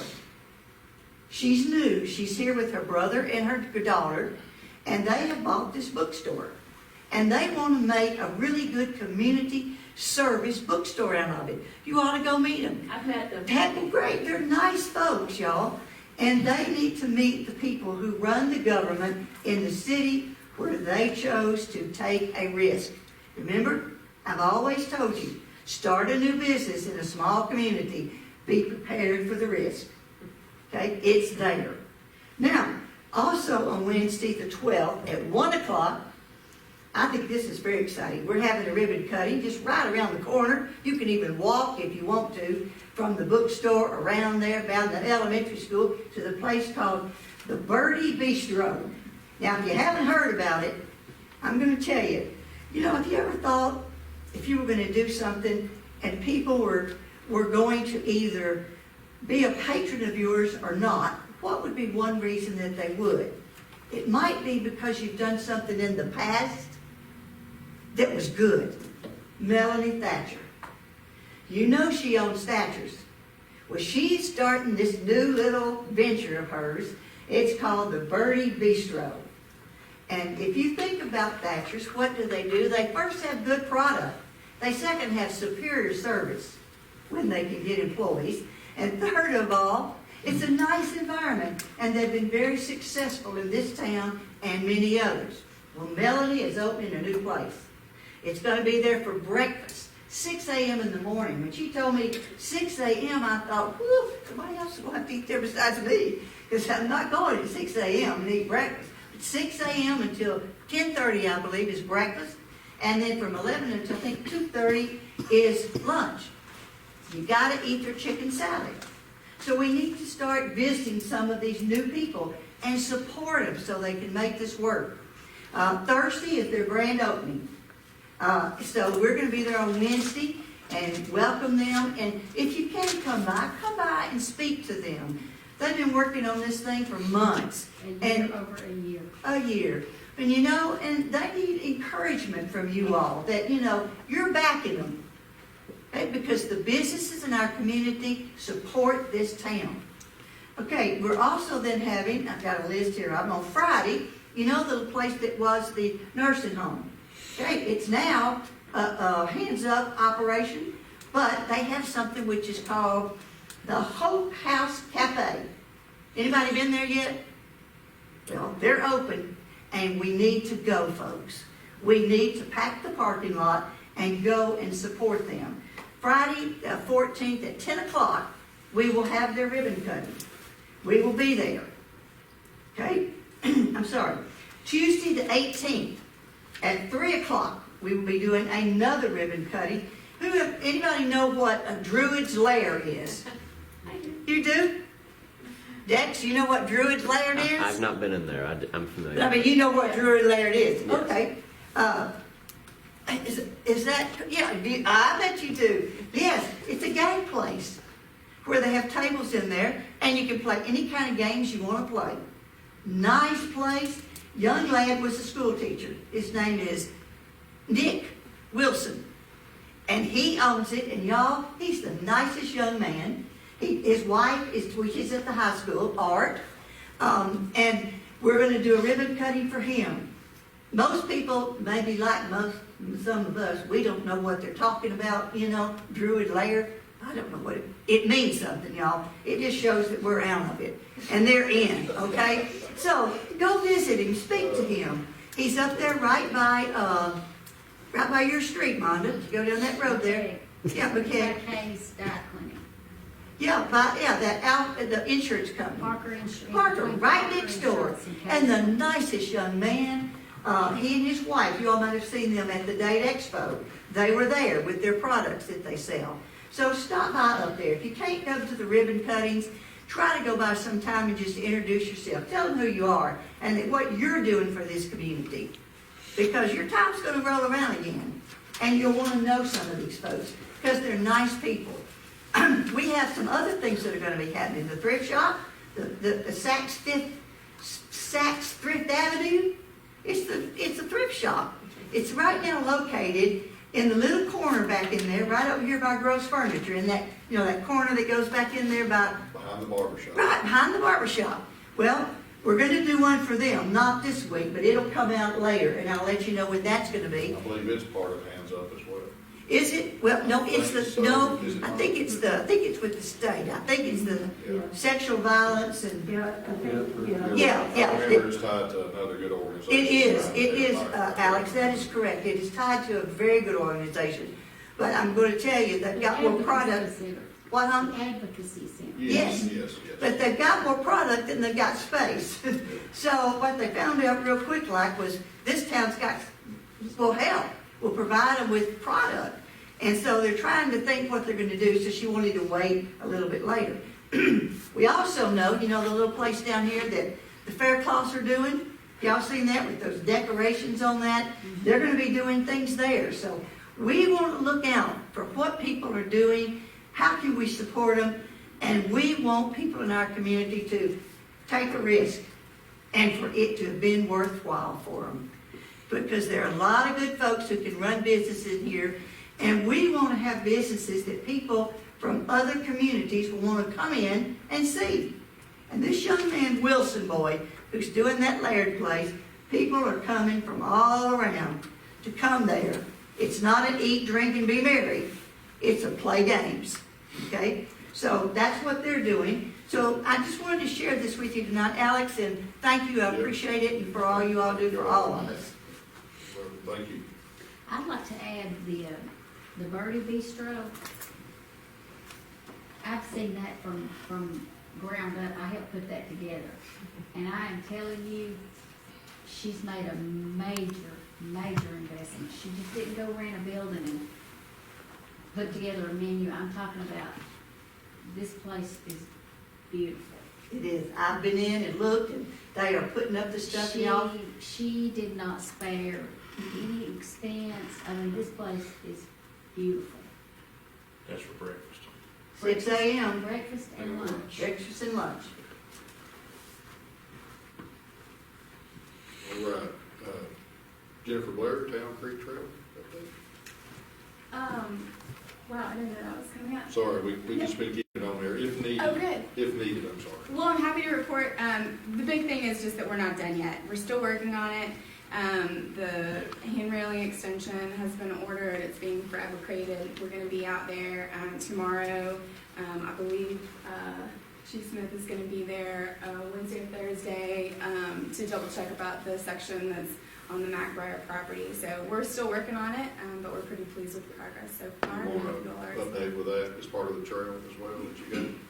Yeah, so, I've spent a lot of time over the last 2 or 3 years working on the trail and at the city park, which is such a resource and a treasure for our community. And I feel like the trail enhances that, both in terms of access and aesthetic. And I feel that the next piece of that puzzle is this building. So it's commonly known as the Scout Building. I was told I needed to print this picture and give one to everybody, so that's what I'm doing, taking my advisement. And I know that the history of the building is a little bit complicated. So I went ahead and printed the deed. The folks at the courthouse were very helpful. And I'm not really sure what permissions are needed to be able to do something with that building. Is it still being used as a scout building? It is. Yep. It is. So I have spoken with the American Legion. I have a letter of support here. They fully support the idea of painting a mural on the building. I have a similar letter from the Industrial Development Authority as well as the local Arts and Culture Coalition.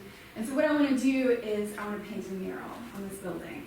And I've been talking to an artist in Chattanooga who has extensive experience, not just with visual art, but specifically with mural installations. Her name is Joy, and this is some of her work. She painted this one at the Creative Discovery Museum in downtown Chattanooga. She also has installations at the zoo, as well as on Main Street and elsewhere. There's a few more of her pieces on the back there. I saw those online. Incredibly talented. She's incredibly talented and has lots of experience and comes highly recommended. So she's done a little rendering, a little mock-up rendering that she would like to propose for this building. So the first image I gave you is the before. And this is the after. So first of all, with this building, because I've worked on this building before. My husband was a scout leader for I spoke many to him years. about this as well. And so I know all about that deed and complications of it. But what I'm asking is, you're just wanting to paint a mural. You're not wanting to start. You not wanting to take over the building. You're just wanting to paint a mural. That is correct. Yes, ma'am. Just paint the exterior. Well, I think that'd be wonderful. This is the proposed picture here. Yes, sir. This is a rendering that she made specifically for this project, for this building. So the flowers, are those what are they, the flowers there? I don't know for sure all of them, but from what I can tell, they are native species. Yeah. That's right. And they have some little like bugs and critters to give some interest to it as well. But it's bright and colorful and beautiful, and it would be seen from Main Street. So again, it's enhancing not only the aesthetic, but actually the access to the city park. It will draw people to that area. I'm amazed at how many people don't even know that that park is back there. And again, it's such a treasure. And that goes for folks who live here, but also visitors as well. Did we have any local artists? I mean, I'm just asking. I'm not. She's regional. I don't know of a local artist who has any experience with murals. There's the wonderful gal, I think her name is Farmer, who has done. Oh, she does the windows. She does the windows. Yeah. But I don't know that she has experience with actually painting murals themselves. What about the cost of this? I know it's the cost. There is a cost. So the building itself is peeling and needs some work. So it would have to be pressure washed and sealed, and there would probably have to be a base layer of a solid color of acrylic paint on that. I don't know exactly what those costs would be, but the art installation itself is $12 a square foot. So Which is how many feet?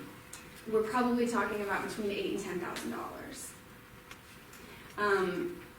This, small stack of papers, represents a, substantial amount of time as far as coordinating and volunteering. And were this to be approved moving forward, there would be more of that involved, as well as fundraising for sure.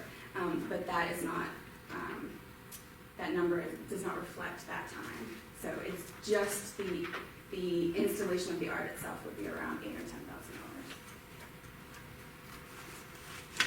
So you're saying that doesn't reflect that time, so you're saying you donate that time, is that what you're saying? Yes, ma'am, that's what I'm saying. Hey, I appreciate that.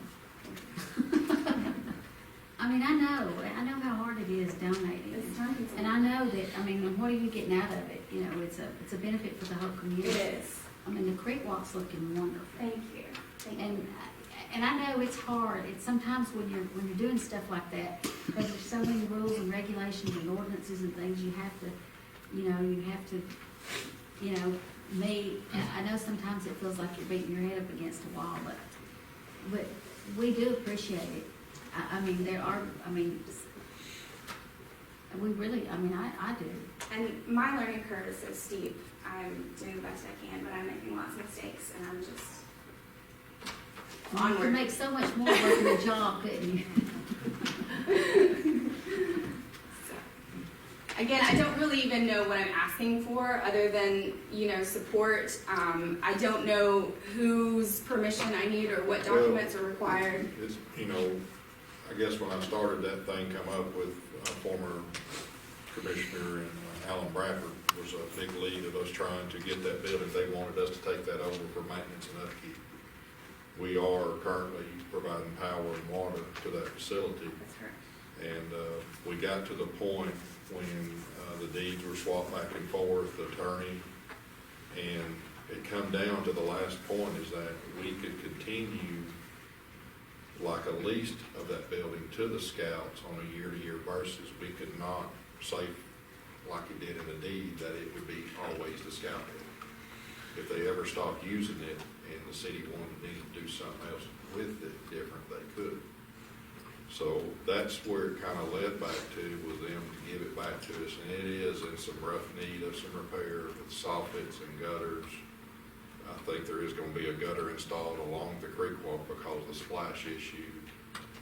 There's some updated, the power because of the older electric heat that's in there. Winter months is really expensive on us in there. Again, Alan was the one that's working with that, and last, I think with Gary Moore, maybe reopening that back up and see what the Legion's thoughts are again.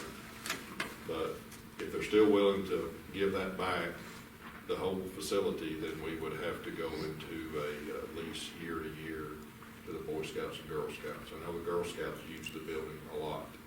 The Boy Scouts use it. I think they Mostly store a lot of the troops, supplies and stuff there and do that, but the girls. And if the city had ownership of this building, they would be able to use like SPOS funds, wouldn't they? We could do for capital improvements, yes. As long as it's a capital improvement of a facility. But we would have to get the wordage that the attorney give back to us, the city, to give back to the post at the time they were not comfortable with it. Because we cannot say that that building is the Scouts. You cannot own this. And we could lease it, kind of like we're doing the section of the, what's that little office off to the Civic Center? We do that year to year to the Advocacy Center. Yeah, so we can do something like, it's in that same principle. You just automatically, at the first of the year, one of those things, you reappoint the use of the building for the troops of the Boy Scouts and Girl Scouts. Well, we could do capital improvements that way. If it's given back to us. And I would love to see how that could work out, because, I mean. Well, it was back in their hands, and that's why I said, Yeah. Then Alan got sick. So it's worth reopening to talk to Gary and Mr. Moore and see if they're willing to do that. Because the way the deed is wrote in there, it states that its usage is for it. Mm-hmm. Yeah. So we couldn't, if the deed was redone, it couldn't be written on something like that. That's what our attorney allowed, said we could not do.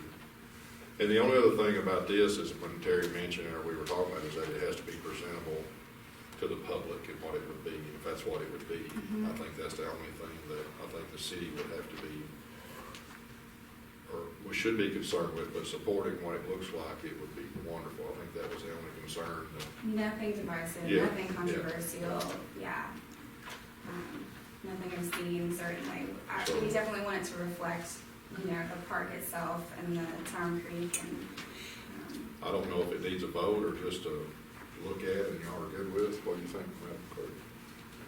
This is not our building, but it's seen from. you love it. Property. It's not up to me for sure. Yeah, I'm just thinking of, we can't really approve it, or I think because it's. I mean, we don't- gotta get the building's money different. situation worked out before Well, I we can mean, agree. yeah, that's totally different. I'm just saying, to say that it's okay, I don't. Well, surely nobody have a problem. No, I mean, the post is saying it's fine, but I think it's just like Jennifer stepping through the points to make sure that it's something that's visible, but. So did the post see this picture? I only received this photo on Sunday. So no. No. Well, let me tell you, dealing with those folks, you better let them see this picture before we, I certainly will, I'm out. and I promised I would come back. Yeah. Yes, ma'am, that's good advice. because let me tell you, those guys, you probably need to throw a flag in there somewhere. Well, they have, they earned that, and they thought of the community enough to build that for the boys and Yeah. girls to serve our community. and Oh, just I'm let all it about it. I mean, go I'd on, love to see a yeah. flag on Well, this is not my design, and to be clear, part of the reason why the price tag on here is what it is because a huge part of my goal is to support artists and to pay her a fair wage for her skill and for her experience. And so, with that being said, I don't want to dictate what she designs. I would love to give an artist free creative license, within. it. Well, I'll tell you this, you just hadn't dealt with them. Well, you come with me. They're wonderful people, but I've dealt with them on a lot of things, and now they're not like the library over here. Okay, that'd be great. They have opinions, and they don't care to share them. I do they? welcome Do their they, Mayor opinions. Case? Yes, ma'am, that's why I'm saying, when we went back, and it's still something that Gary thought was handled. And I kind of brought it up today where we stood when I gave that last bit of information from Ron Wallmaker, what we could do. So that's just where it kind of left off. But when we were down there doing the preliminary look on the town creek trail, and we were looking at the soffits that are rotted off on the south facing end that stays against the creek and all the moisture, it's in bad shape. I mean, we gotta do, something's gotta do, Yeah. because it's not presentable, and if something don't look safe from what we're doing there, it just don't look good for our park, and for our, making sure when somebody walk there, the board's not gonna fall off and hit them. Because they're walking right to the edge of the building. Oh, I'm just talking about the actual picture here. I'm Well, not it's- comfortable it's- saying it that's is. okay without them Well, seeing the picture. two things. To your point, I wholeheartedly agree with you that the building as it currently is not consistent with the quality of the Yes, park. that's one, it's kind of twofold things there that we gotta get past, and we can't, we're skirting the line of what all we can do on something that's not ours. And to your concern, I did show them the other images from the same artist that are on that other piece of paper. I did not have this specific one that she made particularly for this project, but I did show them those images, and they responded favorably to it. So I think they are very much in keeping with the one that she designed for the Creative Discovery Museum. So I mean, that's fine, and surely they would, but it remains to be seen. I worked on this building years ago, just trying to improve it for the scouts because we used it. And I mean, they were great, but I mean, we just need to let them see the picture. I absolutely will. 100%. Yes, ma'am. Yeah. Can we keep these for you? You can have that one back. So- You can keep all of them. Okay, we'll keep them with it, put it in a file, and you can just give us a good report next month, black or, let us know, or email us on whatever you like. Okay, I You can do talk that. to Commissioner Moore and all. And Commissioner Cowell has a digital copy of all of them as well. So yeah, if there's any direction as far as next steps, or can I just start fundraising? Sure. What should I do? I think Gary's fine and that group's fine, I don't see, just get it back to Terry and he'll shoot us a thing and we'll go from there. Thank you. Thank you Thank so you for much. your hard work. Thank you for yours. All right. Any legal matters, Commissioners, we go to talk about? Any unfinished business? Any citizens' participation to the commission on anything we talked about tonight, or on the workshop, or the, anything? I know you've got something, Jay. Don't have nothing. I'm gonna start a fresh year with you. I did have a question, if you Yes, don't ma'am. mind. Actually, I have several. Kind of touch base what you were discussing earlier about the 80-20, as in, Lost tax? yeah. Does the city, is there any way, I mean, how do we know we're getting our 20%? The Department of Revenue does that.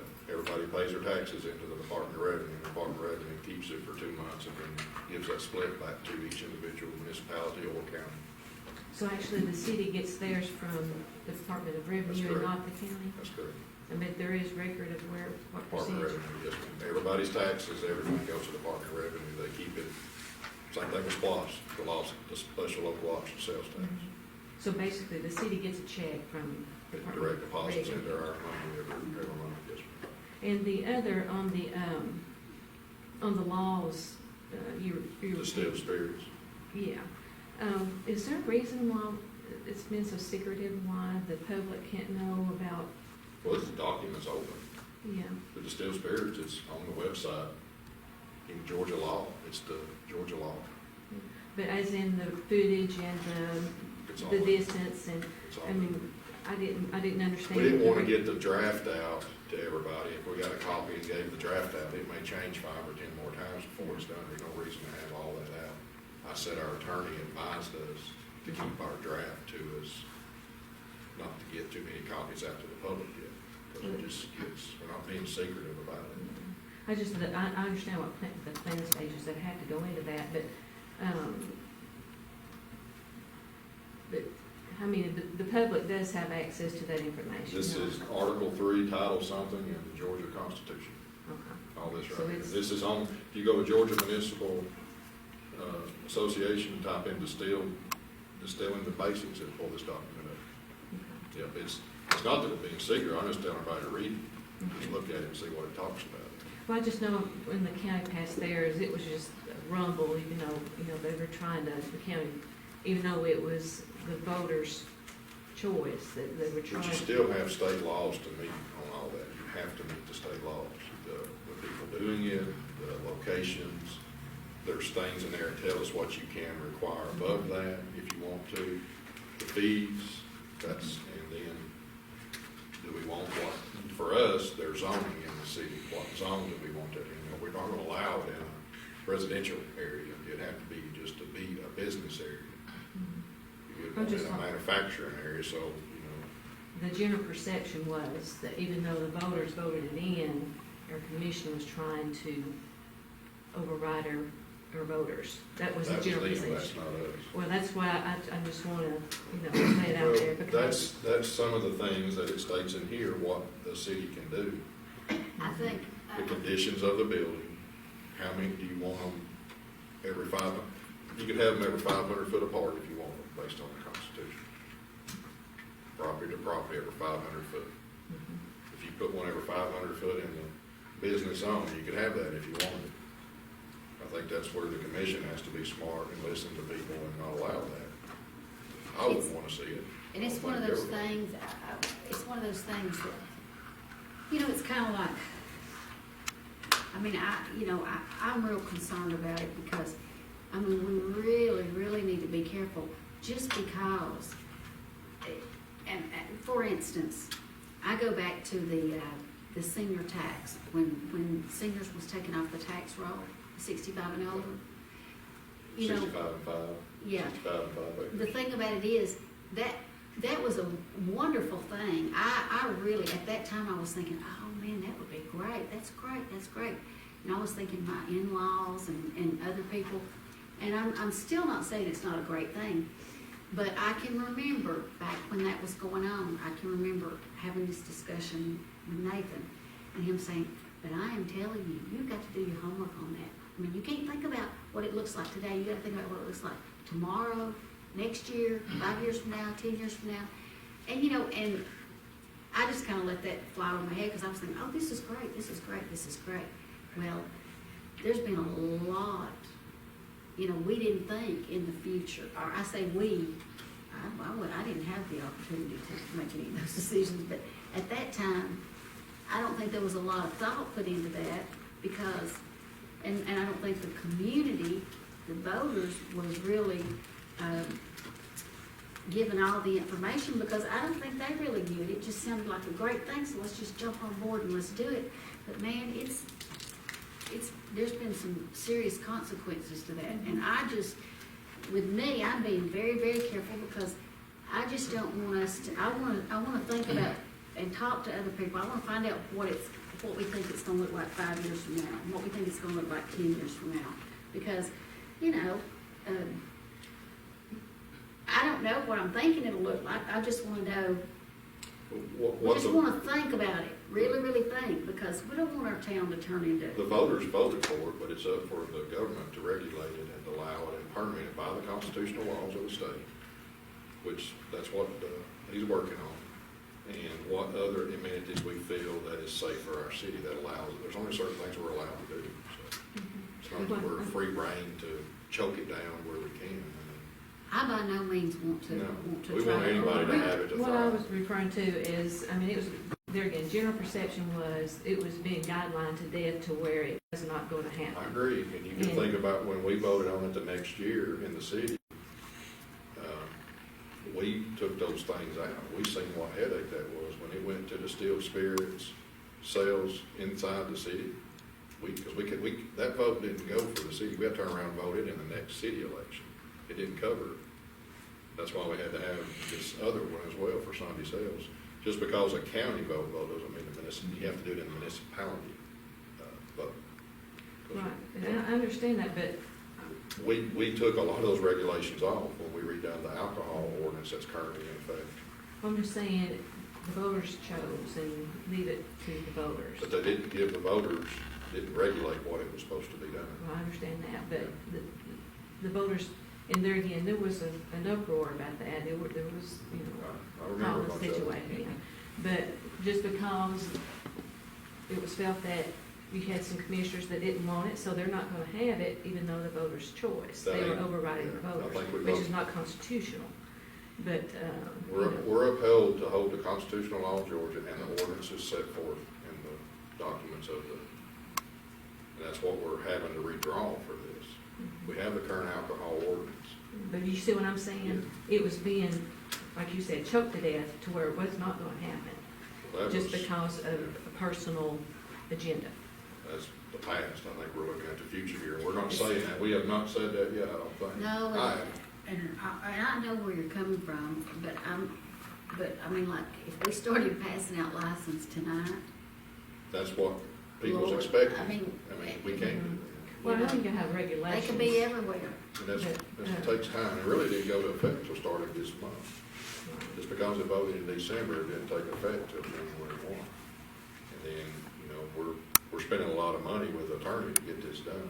And, you know, he's worked with other municipalities, one of the biggest, And with the county's like 162 square miles, the city's 4 square miles. I mean, we're talking about a small little area here. We don't have a lot of room for mistakes. but their biggest thing is when they were trying to put it in the restaurants. We had already had malt beverage in the restaurants at the time. We already had our ordinances that was currently selling malt beverage. Then we turned around and re-voted for distilled spirits later in the restaurants, and our regulations were way less than what the county went, like you said, pretty tight. Ours was, we already had malt beverage started in the city at that time. Well, I just want to emphasize, Yeah. the voters voted in, and it's not choke it to death. I mean, and I understand y'all have to make some decisions. Yeah, I respect I agree. that. But the voters did vote in. I don't think personal agendas should be involved in that. I don't think did I put a personal agenda? Well, I mean, not you personally, but you were, I felt like listening to you, it was going to be a very tight line on the agenda to even get this voter's choice. I kind of got that, No. but that's why I'm I asking. give the things that the attorney told us that we have to look at with inside that we can add on top of the ordinance, that the constitutional law will be what it goes by. Okay. Yeah, that's I mean, all. It's homework that I can't do, that this commission has to do that And vote. we'll have to vote on it. And the recommendations that we come back with, like I asked them tonight, then we'll send that back to the attorney, see what's legally, what we can and cannot do. Because there's things that if we make a decision on and we're illegal, then we're gonna go to the attorney general, we're gonna get fined individually. Right. We're not gonna do that. I'm not gonna do that. I'm not gonna let none of us do that. So, you know, my belief in religion was my choice when I done that vote, but the taxpayers put us here. And the taxpayers are wanting us to do this, and that's what we're gonna do. Right, it's taxpayers, that's what I'm. I'm a taxpayer too, Right, you know, and that's so what. am I, and it's just, and that kind of bothered me that happened with our commissioners That was, before, but. man, that's been a long time ago with the county. But, It's been at least 6, 7 years ago when that first happened, because, again, the next year in the city election, we voted for distilled spirits in restaurant sales in the city. It didn't go with the county. Same thing with the this last round. We had the Sunday sales and all that. We had to vote it back in the municipality. That's why it was on the ticket for Terry and the two commissioners. Well, another, I'm fine with it, with y'all, really look into it, and there again, I respectfully say, the voters voted it in. Yeah, I respectfully going to do that. That's what the Kathy, voters here to do.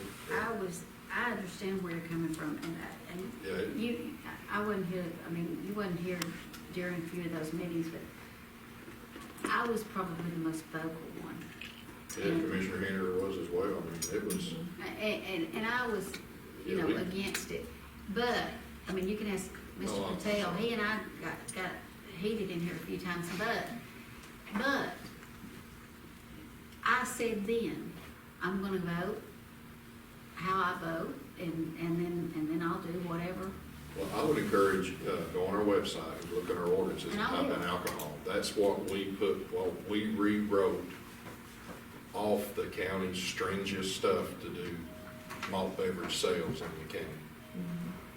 Then when the liquor in the county hit, I'm not sure what they redone. I didn't stay up with it, but you look at ours versus theirs and it's way less.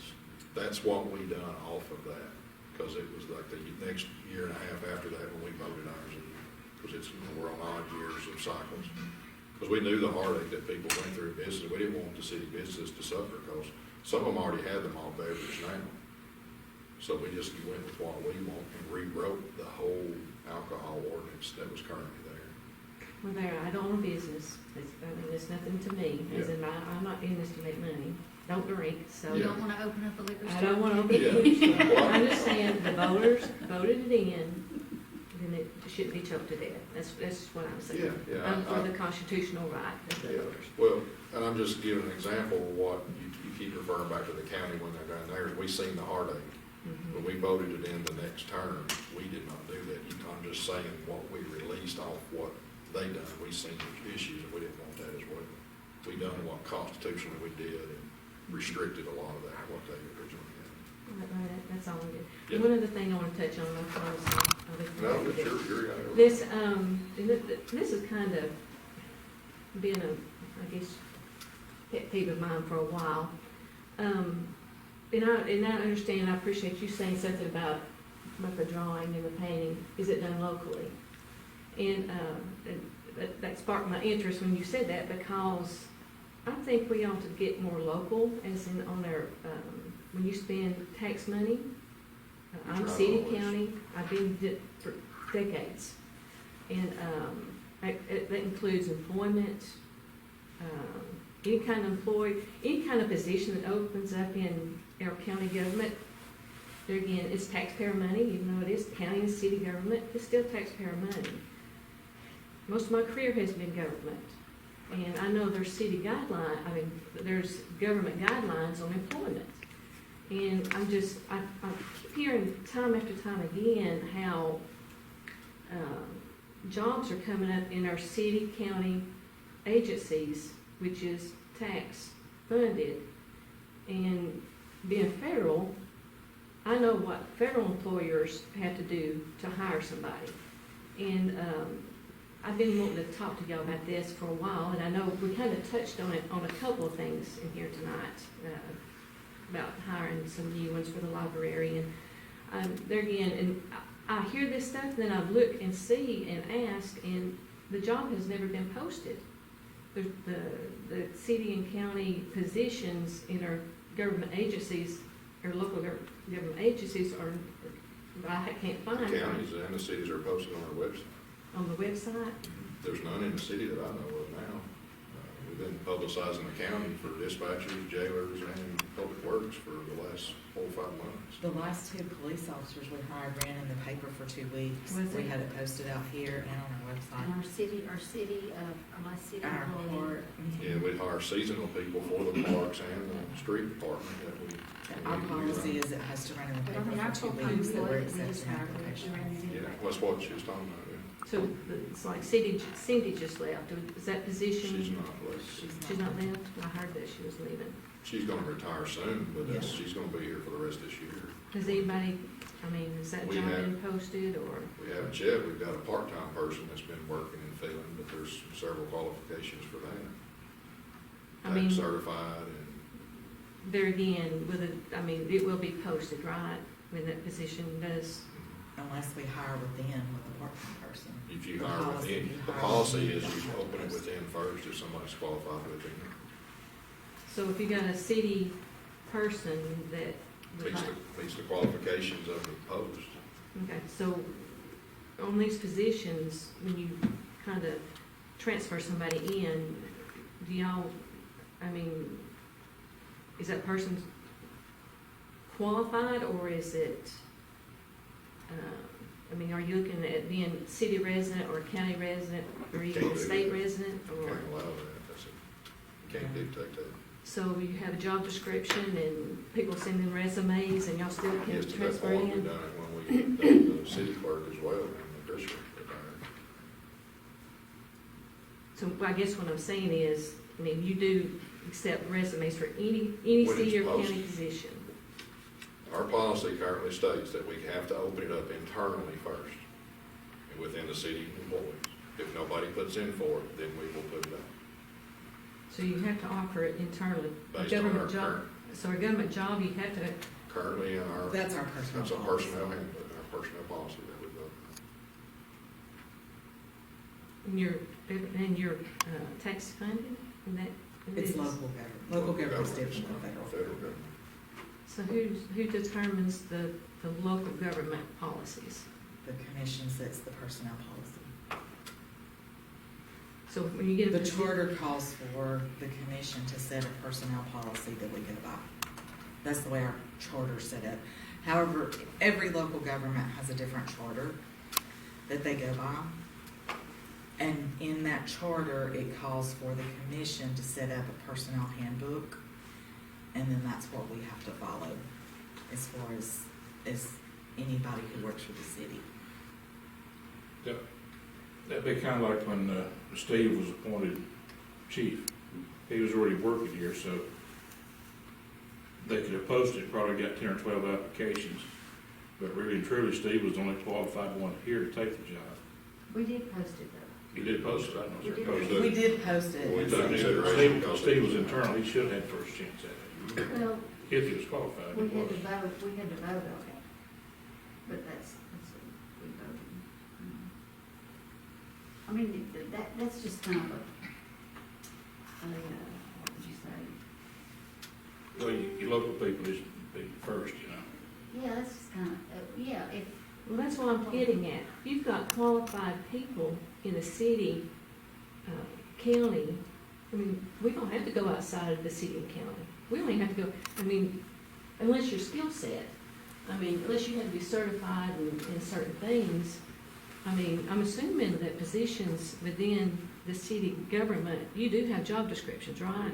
There's a job description per It's a seat. court clerk, she is our court clerk.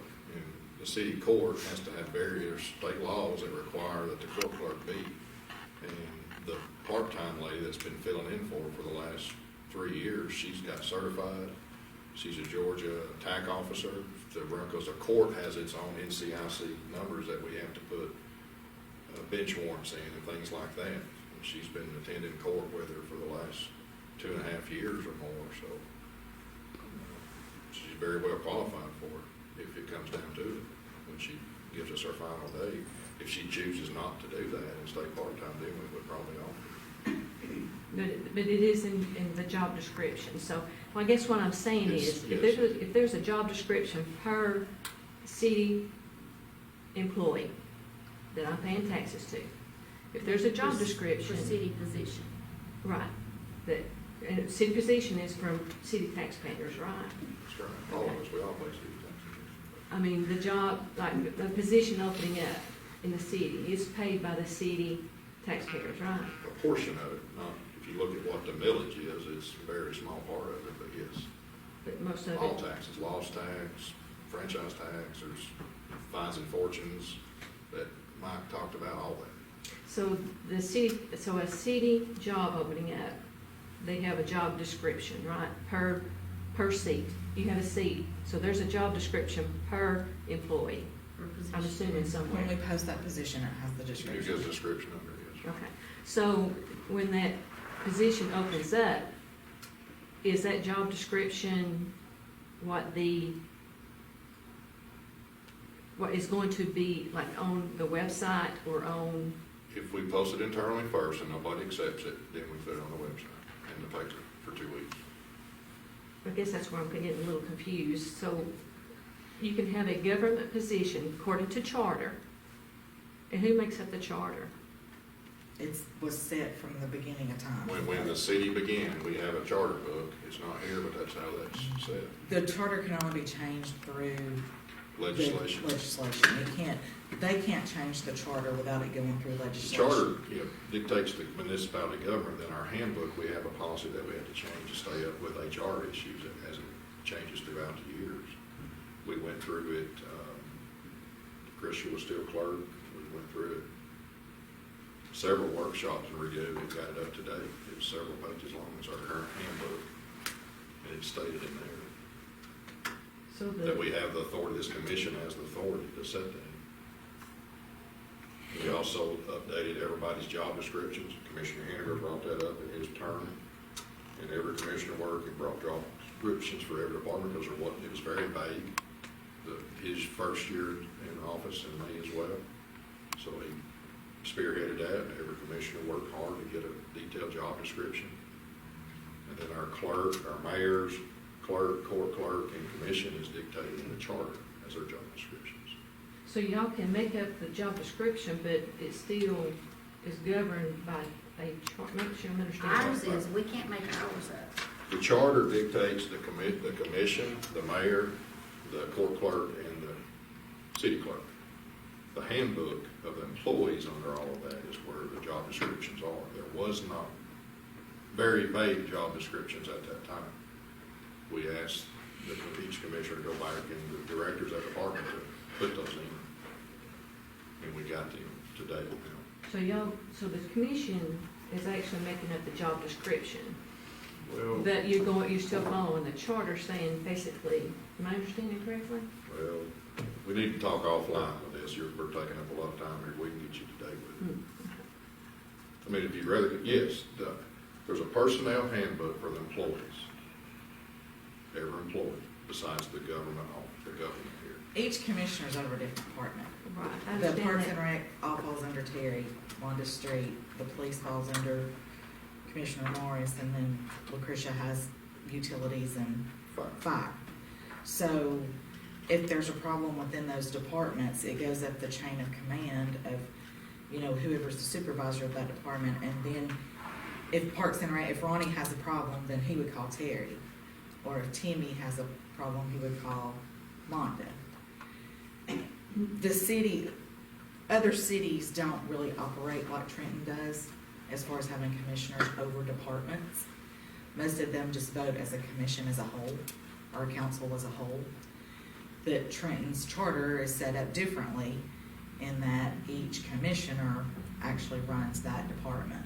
That is their department. When you say legislation, who is the legislation? The State legislature, senators. If they wanted to change the charter, they would have to go to Senator Wallace and ask him to put it on the assembly. And then they would have to vote. And then they would have to vote to change it. But every employee follows the handbook that is set by the commission. Vacation, how things are accrued, we'll glad to give you a copy of it. So the city is, Trenton is different from all the other cities in The Georgia? way the charter is. And we keep talking about possibly changing that or trying to change that because we do still try to work, even though we're set up a little different, we do still try to work. I like to think we try to work as a team. They all have to vote on every aspect of the city, and we've always asked them, besides just your department, you've got to look at the whole thing here, because you're making a decision. And, the county government's kind of that way. The commission hires directors of each division, and those directors report directly to the county executive, and it stops with them. And you've got several other tiers underneath. Well, may I be blunt and just Yeah. think, so that sounds like to me is, and I'm not one for a good old boy system. I just don't like good old boy. So basically, Trenton is this is me. So Trenton's going to be happy and keep what we've got because even though it's different, just as long as we can keep on doing what we've been doing for decades in the good old boy system. Am I reading How are we correctly? good old boy? And correct me if I'm wrong. How are we good old boy? I've heard the same term too. Yeah, I've heard that too. That's the reason Yeah, I'm voicing. there's things that I've seen that we changed, but, you know, we have to have help, and if a part-time person, just when Rosanna worked for the city of Rossville, and she was like an assistant clerk at the same thing, and she's also like an assistant court clerk, and I assume when she left to come here, somebody stepped up within their department to come up, and they might have hired somebody else to come in to help fill that other division. I mean, that's it, and that's what I'm talking about. So someone here locally could not have done a position that we're taking people from other counties. Well, And, she's local. I live She here. lives here. I mean, what I'm saying is, when you have someone come in, you've got people coming in from other states, you've got people coming in, that actually people here locally can do the job, but it's people putting people in positions that is really not fair, which is taxpayer money.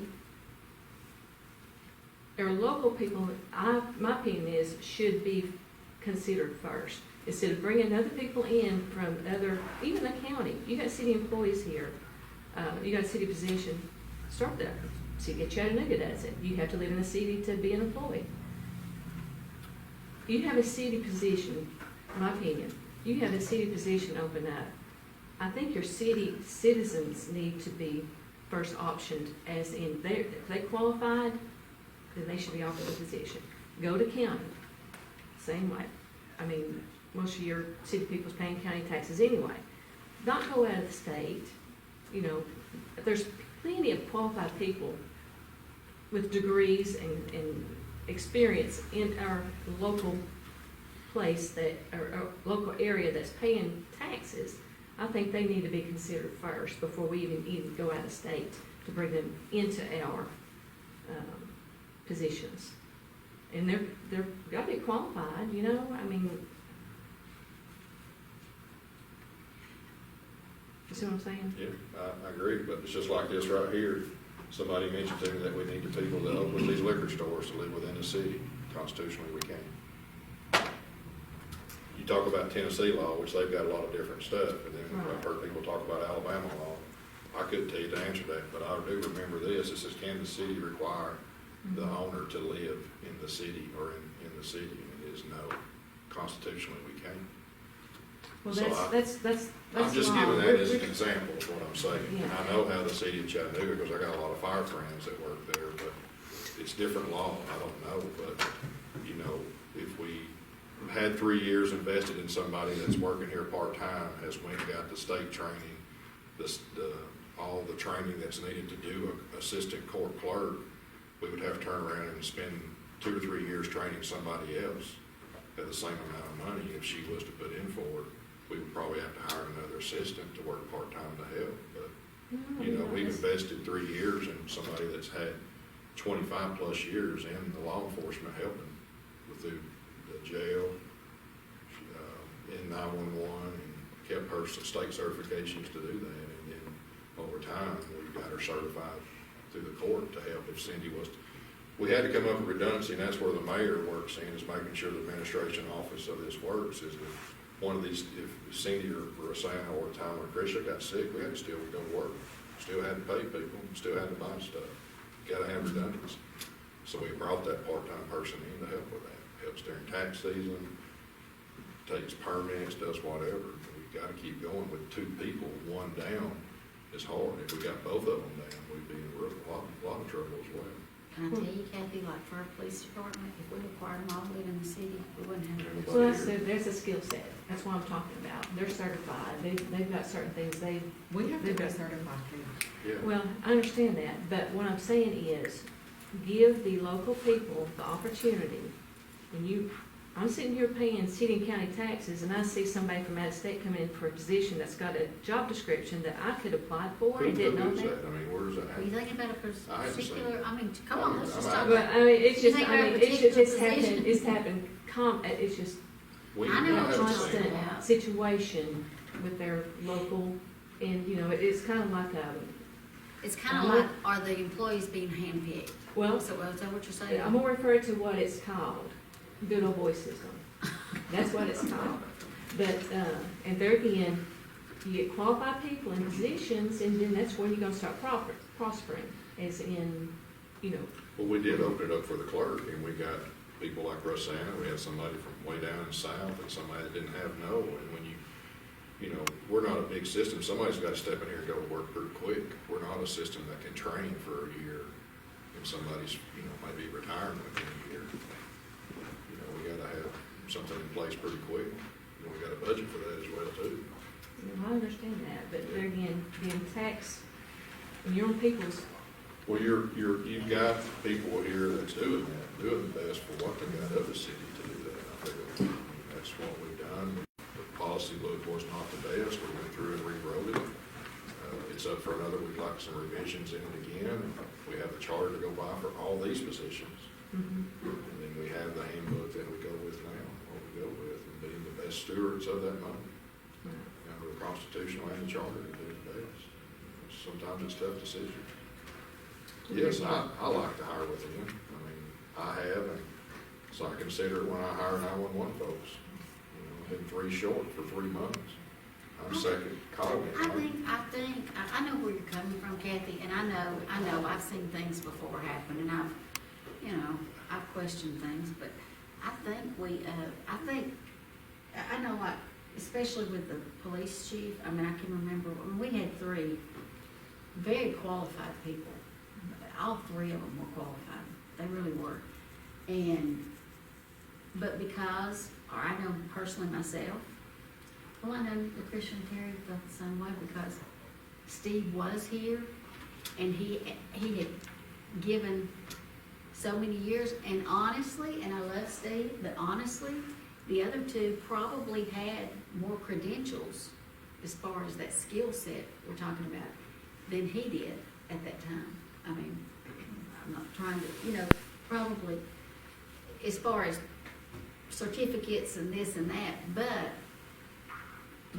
I know we felt like he had been here, he'd given so many years to this city, and he was a taxpayer of this city, and I thought, he deserves it. well, I'm not referring to Steve, I'm just referring to general, when you have a position open up, there again, I'm federal, and I'm just accustomed to federal employment, and I just figured when you get dealing with that tax dollars, there's certain criteria you have to go by. Well, everything that we've done for our handbook is vetted by the county and city attorney, that's what his specialty is municipal law. And it's actually, he's got a markup set of things that we've wrote that won't change, and working through it again. But, we're following the law that we currently have now. And I can say that it's a lot more stringent than what it was before I started as mayor. It was very vague in the past. But I appreciate people showing up and saying stuff like that, because you know what? It's out there. That's the thought process that's out there. Well, I heard it. That's one reason I run for what I did as well. I mean, I don't feel even the prior chief before Steve, Sandra got 3 people from out of the county to interview the interviewees to give a non-biased opinion of who the best person was, and it was an internal person that was within the city at the time. So who are these internal, what's the criteria for these additional people that's like an oversight committee? What's the criteria for that? Well, that was her choice as a commissioner. She thought about getting police chiefs from other cities that didn't know nobody, didn't have no good old boy common thing. We got 2 chiefs from Tennessee and 1 from Georgia, didn't know nobody. Come in here and took the interviews for the prior chief at that time. Let them look at them, they grade them, and they chose which ones to interview, and they said right here, 3 of them interviewed each individual person and gave the best opinion back to me and Sandra at the time. Then we made the recommendations to the commission. Which This that's a time- catch-22 too. Then- because then now- this time- Because That's then you what got, the then you criteria got was for people that. Well, they were choosing chiefs. who I mean, you were. you I know, want- but those chiefs were not gonna be here working with that person. Which I'm not saying it was a bad choice, but I'm just saying. Yeah, it's just a different way. We talked about it this last time, and I was dead against that. I said, we don't need somebody coming in here to tell us who we need to work with. That ain't what they're doing, they're just giving you a recommendation. You make the final decision. I know, but we was kind of, you know, Well, I felt I've sat on pressure. interview panels for Memorial for 50 positions because of EMS or emergency management. I've sat with Nightwalker 911 for supervisors. They've sat on panels for us sometimes just to get a non-biased opinion, especially internal, because we're so small, we know everybody. We've worked out things between that. Catoosa County, I've done it as well. They've helped us. It's just different routes for different things. It's not that it's wrong, it's just an opinion. But I know I don't like that route. I personally don't either, that's the reason, But, you know, it is something, it's a common thing to do. I mean, you know, like on the school board, I mean, something as big as the superintendent, I know that, they have some kind of an outfit they hire to do their interviews and then narrow it down. Yeah, I mean, you have headhunters, I mean, they're professional people, I mean, they're just, but, I mean, they're business-wise, there's ways to do it, it's just. All right, we're gonna cut it. We spent way too much time on this. We're supposed to just allow a certain amount of time. But we appreciate it. If any more, just come to us individually and talk more about it. We'll be glad to give you any documents you'd like. All right, new business, all items considered under the work session, approval of the agenda, approval of the previous meeting minutes, reappointment of the planning board, commissioner board, Daniel Case, Cody Dole, Philip York, Ralph Fairclough, and Stephen Ryan. Reappointment to the appeals board, Stephen Hendrick, Larry Case, and Johnny Bradford. Really, that is all that is voted, that needs to be voted on. Everything else for splosh, sewer rates and everything, the still spirits is just for discussion. So that is the items that we remember. Is that everything correct to be voted on, Commissioner? Madam Clerk? Yes. All right, so I'd like to make a motion for the items to be considered under new business. I'll make a motion. Motion by Commissioner Powell, I second. second by Commissioner Cleveland. Any other discussion?